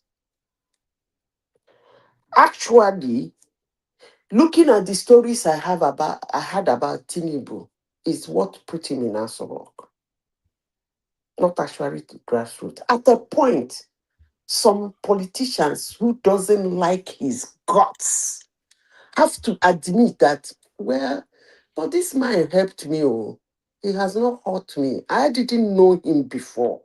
Somebody introduced me to him, took him to meet him. He sponsored everything. Then somebody like do nothing fire me. They have to subpedal. Why? Because of that trust that somebody walk up to you and tell you, I need this. You say, okay, you do this.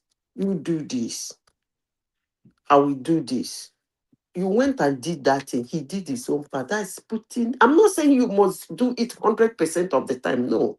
But just a dent of trust. It goes a very long way. Otherwise, you will think you have a crowd following you. Midway, they will drop. Sorry, what do you mean by fire me? I don't understand that part. I said, do nothing, fire me. That's what I What does he have to? If you want me to answer who I'm talking about, pronounce his name. I know fire me. Hold on. If you want us to discuss fire me, I called him do nothing fire me. So if you want to ask me, say do nothing fire me, then we take it from there. But if you keep calling me fire me, I will not go further. I know Mr. Fireme personally, so me, I cannot call him one man. Next topic, Yeah, the thing is, to what Solly was saying about grassroots. If you look at the Buhari journey, about 2-3 cycles, Buhari had grassroots, and that was his base.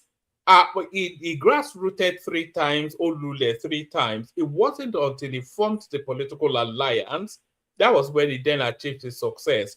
So the point is that it's not really about your grassroots games. It's about because there are big political houses within the Nigerian political play. The Southeast is a big political house, and if somebody overarches that, then if you negotiate that person, you get more success than going to the grassroots in the Southeast to try and negotiate them individually. In the North, they have, so this is what comes into play. So it's not so much the grassroots game. One man. As I said, yes, you might be right. As I said before, if the people that is going to Buhari don't see Buhari with a little dent of trust, they wouldn't go to him. And if Buhari, when Tinubu came with his conglomeration of gangsters to meet Buhari, and they spoke to Buhari, Buhari listened. If he didn't see a dent of trust in him, he wouldn't have followed him to contest in 2014-15. He wouldn't. So, in as much as everybody is covering around you and you keep making mistake of letting them down, you're not gonna move in politics. And that is one of the heavy problem Atiku and P2B is having. P2B was the governor of Anambra State for 8 years. He ran Obi Krerenke throughout Nigeria, screaming with his headless mob, I'm not even one commissioner, one special assistant, not even a traditional ruler. Traditional rulers that like poking their nose into politics, including my Pope. All of them kept mum. None of them said, pick on. And they were like, Obi Krerenke, Obi Krerenke, Obi Krerenke, Obi Krerenke. That's what we are talking about. You have that kind of problem when you work with people and you mess them around. When you force yourself to take a step, they will put hand on the chest like this, they watch you. Tinubu did not say he's going to contest for presidency before they start calling him the owner of Lagos. What does this simply mean? It means he has a hold in Lagos, period. He lost the election in Lagos, but that doesn't mean he didn't get enough vote in Lagos anyway. He got a large number of votes in Lagos. Large enough to prompt him The up. margin in Lagos was actually 10,000 votes. So that was the It difference. doesn't matter if he penny, but the thing is that he lost the election. But the important thing is that the number of votes he got doesn't show the number of votes of somebody who is hated.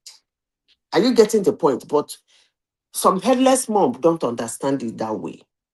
It's just like in the United States, what is his name? Trump did not win 2020 election, and some ridiculous, funny, crooked, unknown humans will come and say, Americans had rejected him. Americans did. I will say, are you okay? Somebody who contested for election before came a second time. Yes, he did not win, but extra 12 million votes believing in him. You can't kick it out. Don't undermine that kind of person. He's a moving fire. But nobody will listen. And then it happened again. Pakam. Everybody shut up. So it is what it is. In as much as he didn't win Lagos State, the vote he got from Lagos State, to me, didn't show the vote of rejection. But every normal human being will say it's a rejection. He didn't win Look at the vote. Me, I like numbers. Yeah, he didn't win, but they showed that they know him and they like him. But he didn't win. All right, let's see if Prince Daddy is still with us. Prince has been so quiet. Usually he chimes in with a question or two. Prince, are you there? PDD. All right. We don't have Prince. We don't have Kenny. Remind me to send them invoices Let me for continue talking now. continue for the hotel stay. Carry on, Zita. Before Remy and December will come now, and Ola, after the next 20 minutes now, they will start jumping in. And I won't be given opportunity. When Ola comes in, you'll notice by there's one thing. Look at it this way. Look at it this way. Let's look at it this way. You know, it's Ola. It's Ola does that with us. Let's look at it this way. Madam Zita, wait now. Let's look at it this way. Then Remy will come and quarrel with me that we've been talking since morning. Let him talk. Now, wow. Then after talking, he will not say again, he will say again that we should allow him to talk because we have been talking. Do you know that in number terms, we spend more time with each other than we spend with members of our family. We spend we spend 5-6 hours together. I don't think you spend that much time in a stretch with. You spend 20 minutes here, 30 minutes there. But I think we spend more time. So this platform, all of us together, that we probably do with members. I will probably speak to each other more than we speak to. One man, there was a time when I was in Nigeria, something very devastating happened. And that time I had to make a presentation. I said something. I didn't put it the way you put it. I said something in my presentation that rang through shell for so many years. A man that was sick, he's been battling with, I think he did, is it heart transplant or kidney transplant? One of those, terminal diseases. He's been battling with it over the years to the extent that he will come to work. His driver is the driver will help him upstairs. Then when he closed from work, him and his driver, because the offices, some of them are 2-story building, they don't have escalator and elevator. So after some time, I think he was a manager. They brought his office down. So now he's not the one taking sorry to take you people's time. He's not the one doing the up and down. His subordinates are doing the up and down. Later, due to the way he is, he decided to stay in an open office, like open office. So nothing covers him. He sits in the middle of all his staffs. They have to bring the department down to where he is. One man. This man left his desk. I'm saying this in a global platform.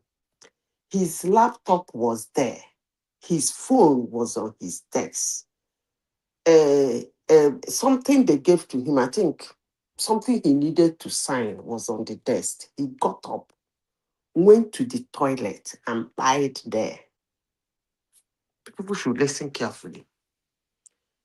That thing happened around, he should, according to the Share Medical, he must have died around that kind 11 in the morning. Now, he didn't come back, your manager.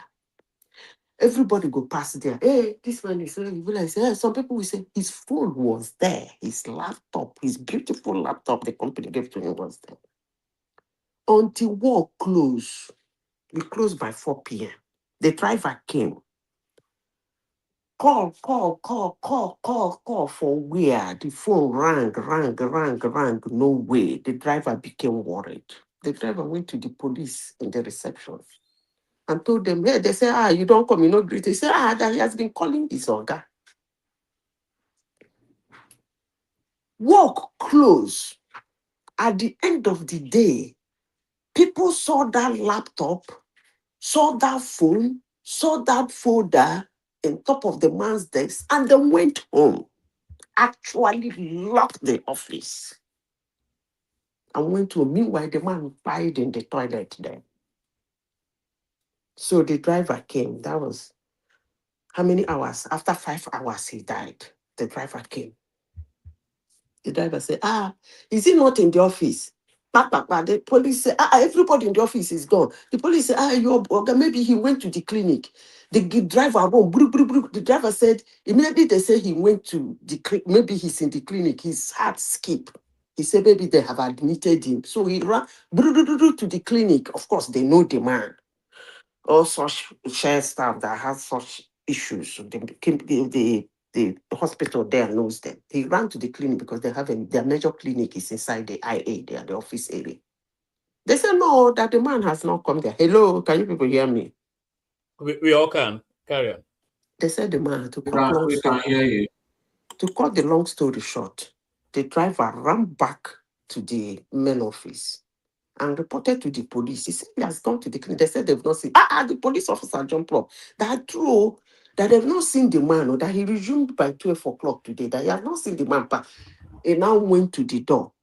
They called the phone. The phone was ringing inside the office. The policeman went back like this, carry key, opened the door, rushed back, signed off the key for the office, opened the door. They saw his phone, everything. Everything is here. So where would he be? The driver started shaking. The driver said, goose pimple ran over him. He said, where will you be? Where would he be? Where would he be? They said, okay, let's check whether he went to the toilet. The police officer said, he cannot go to the toilet now, and they lock him up. They said, maybe he went to the toilet. They lock the office. So when he come out, he will collect the key. We do that sometimes. One stupid idiot will just lock office and go and sign up the key and walk away. They went to the toilet, opened the toilet, open. The driver opened one, touched one. They said, I be like, say somebody there inside. Who they there? The driver bent down, looked underneath and saw 2 legs that crank like this. The driver said, this is my Oga shoe. The 3 policemen, one of them went back, hit the door. Boom! This man don't die back for there.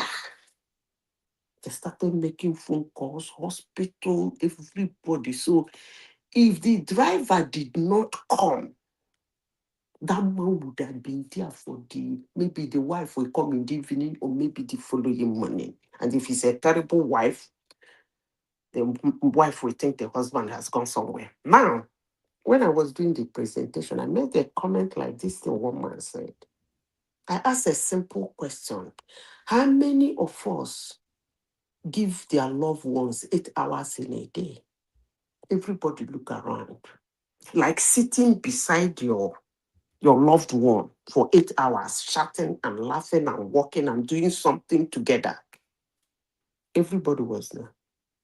I said, but we give our nurse, our colleague sitting right beside us 8 hours a day. And we think that is not enough for you to get up and look at his own side and say, guy, I don't go. Or pick a phone and say, this guy, where you waka go now? Make I call you. Oh boy, where you there now? Me, I don't waka. Come on, I don't leave office. You carry your bag and you go. That is insensitive. That is careless. That is uncalled for. And that is ridiculous. Everybody was looking at me that day. One of our general manager said, this guy, this thing you said today struck me. It hit me. How many men give their wife 8 hours? How many women give their husband 8 hours? Just sitting, just like me and, hello, when I don't come up. We're here. Just like me and one man, sometimes we be going titri tatara. We gossip about everything and anything, sitting down here talking for 5 hours. Anything and anything. And then 1 month, 2 months, 3 months, you didn't see one man on the platform. You think better to ask, hey, woman, what's going on? That is insensitive. That is reckless. That is uncalled for. Above all, it is disgusting. But we are humans anyway. Who cares?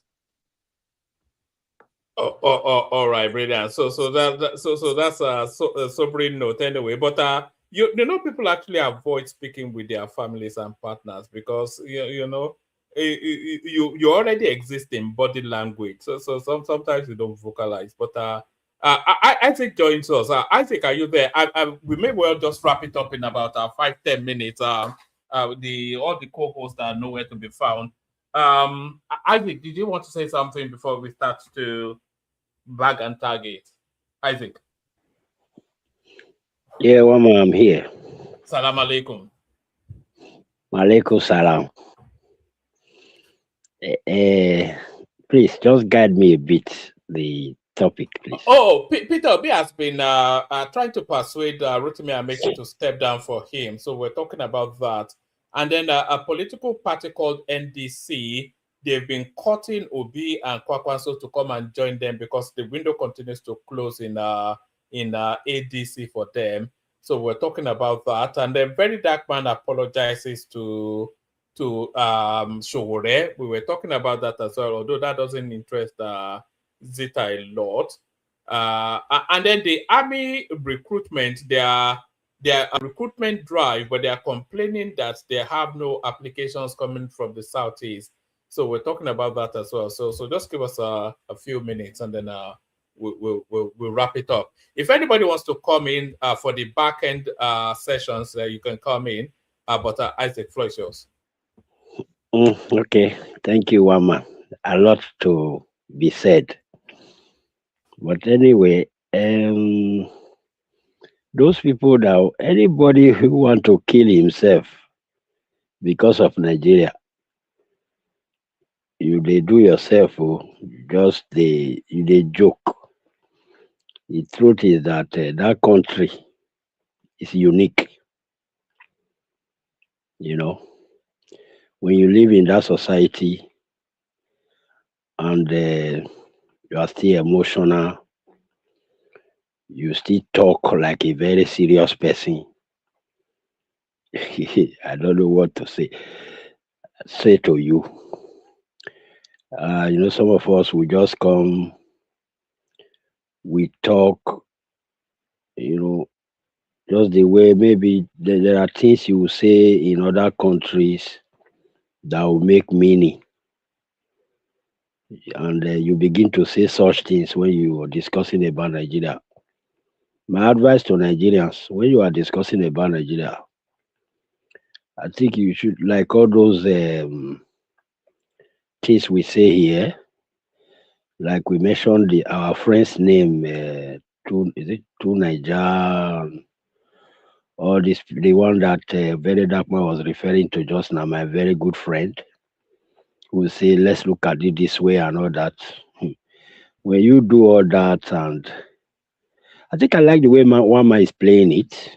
That should be the way every one of us should take the issue of Nigeria. You just joke about it, you know, pop people up, you know, get words from people's mouth, let everybody rant. Just like Obi is confusing all his followers right now. You know, that's Nigeria for you. I think he has succeeded in confusing all of them. Now they don't even know what to say. They are confused. But they don't even know that Obi himself is not confused because he knows. I tag Obi to be somebody like Nnamdi Kanu, who promised Biafrans that he will give them Biafra. And then when he told Biafrans that he will give them Biafra, some people, some gullible ones or whatever I want to call them, they believed. But this man that is carrying the crusade on his head, inside his heart, psychologically, those who really know what's happening, he himself knows that there's no way he can give the people Biafra. But all he was interested in, when he brought the propaganda, people were contributing and he was getting dollars, pounds, euros in his account. And he was okay by that. And then the people, today, many people don't even know that his focus was the money, not really that he can give them Biafra. He himself was convinced, even right there in Sokoto right now, where he is being detained. He might be blaming himself now that I would have stopped for a long time so I can be enjoying this money. That's just what the only thing is thinking. It's not even thinking about you or Biafra. I think that's the same thing with the way I see Obi. He's not even thinking about that seat. That's the truth. He's not, he has no, inside his mind, he knows. Even trying to run as a vice president under Atiku right now, I think is to cover up all his dirty deals, money he has made from all this shenanigan, as one man will say it, going to Amechi. He's not going to Amechi to tell Amechi to step down from him so that he can be president. Inside his heart, it can be on the paper, it can be on the news, lies can be there, but I'm trying to reveal his heart to you people. If he really went there to talk to what do you call him, Amechi, he didn't go there to say, "Oh, Amechi, I want to be president. Please step down for me." Actually, what he wants is, okay, since now that if I stay under Atiku, because from the first day he took his leg out of his house to go and join ADC, he knew quite well that that party belongs to Atiku. And then he just probably think, okay, since I was with him, what year was that? Atiku Obi ticket. Okay, let me just do that now. Let me just hang on this Atiku Obi ticket so that my name will still be out there. So that's what he actually went to do. And I believe these three men and some other of their colleagues, they will always sit down in their private section to discuss. Those ones, they are not going to bring them out for us as news. And I believe Atiku have called them, come, any of you can be vice to me. Amechi, Obi, you can be vice to me. But two of you have to go and discuss it, go and settle it, go and decide who will actually be the second man. I think Amechi Obi, that's the position they are trying to hang on to. So if Obi actually went to him, that's all they went to discuss. And then, like one man said, I don't think Amechi is going to step down for Obi, being the vice to Atiku. So, money-wise, influence, I think, like you all said, Amechi should come first before Obi. So definitely, why Atiku is the owner of ADC. So I think Amechi, if there's going to be a fight, definitely it's going to be Atiku Amechi ticket. So Obi is trying to and he's seeing it that going to a new party this time, because since he's not going back to Labour, going to a new party this time of his life, or the way things are right now, he's not seeing it as a possibility, because he's not actually going to, because a lot of his secret has been revealed. Actually, it's not going to be like when he went to Labour and he got support, he got, people contributing and all that. If he decide to go to a new party, he's very calculative. He's a crook. He knows what he's doing. So now, my advice to all Nigerians, come. Nigeria is a country, is a unique country. Don't kill yourself because of Nigeria. If you drive in the street of Nigeria, you will see a lot of roadblocks. You will see policemen coming to by the side of your window, asking you for your documents or your whatever.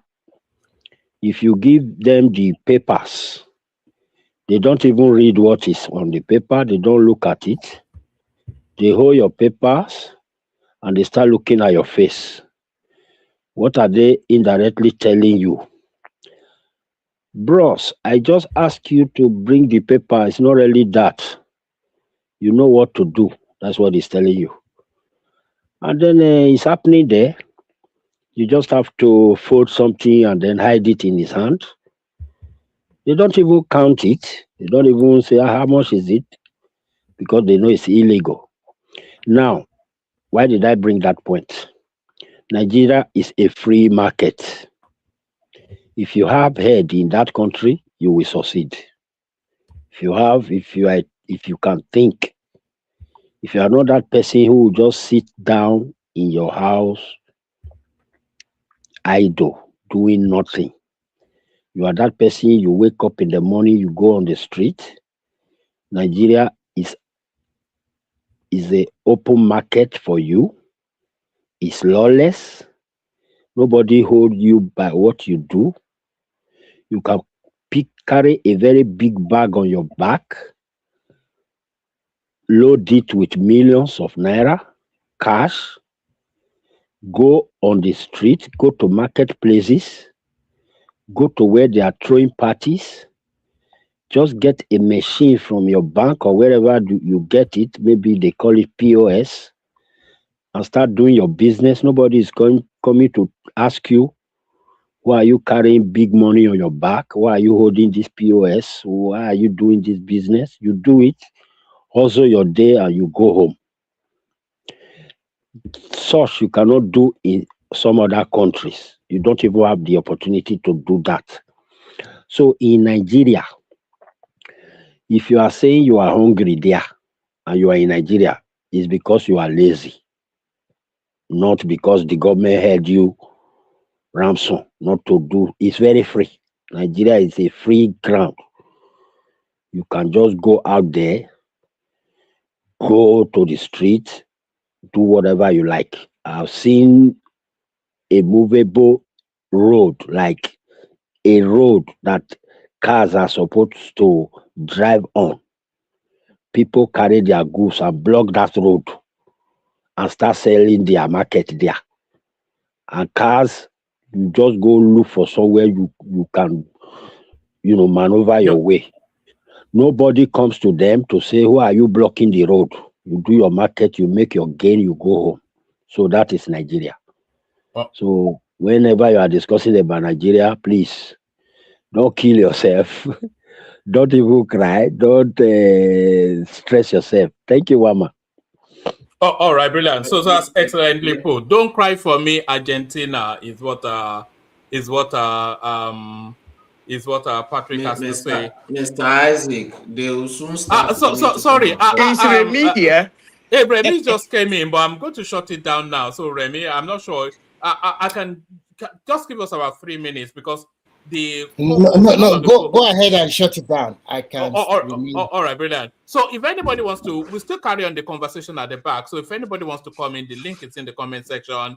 Thank you, everyone. See you tomorrow. If you are not already subscribed, if you're engaging with us now and you're not already subscribed, please do. We're after 100 subscribers before the end of this month. Excuse me, and we only have about 10 days to get them. So please like and subscribe. Thank you, everyone. See you tomorrow. Thank you.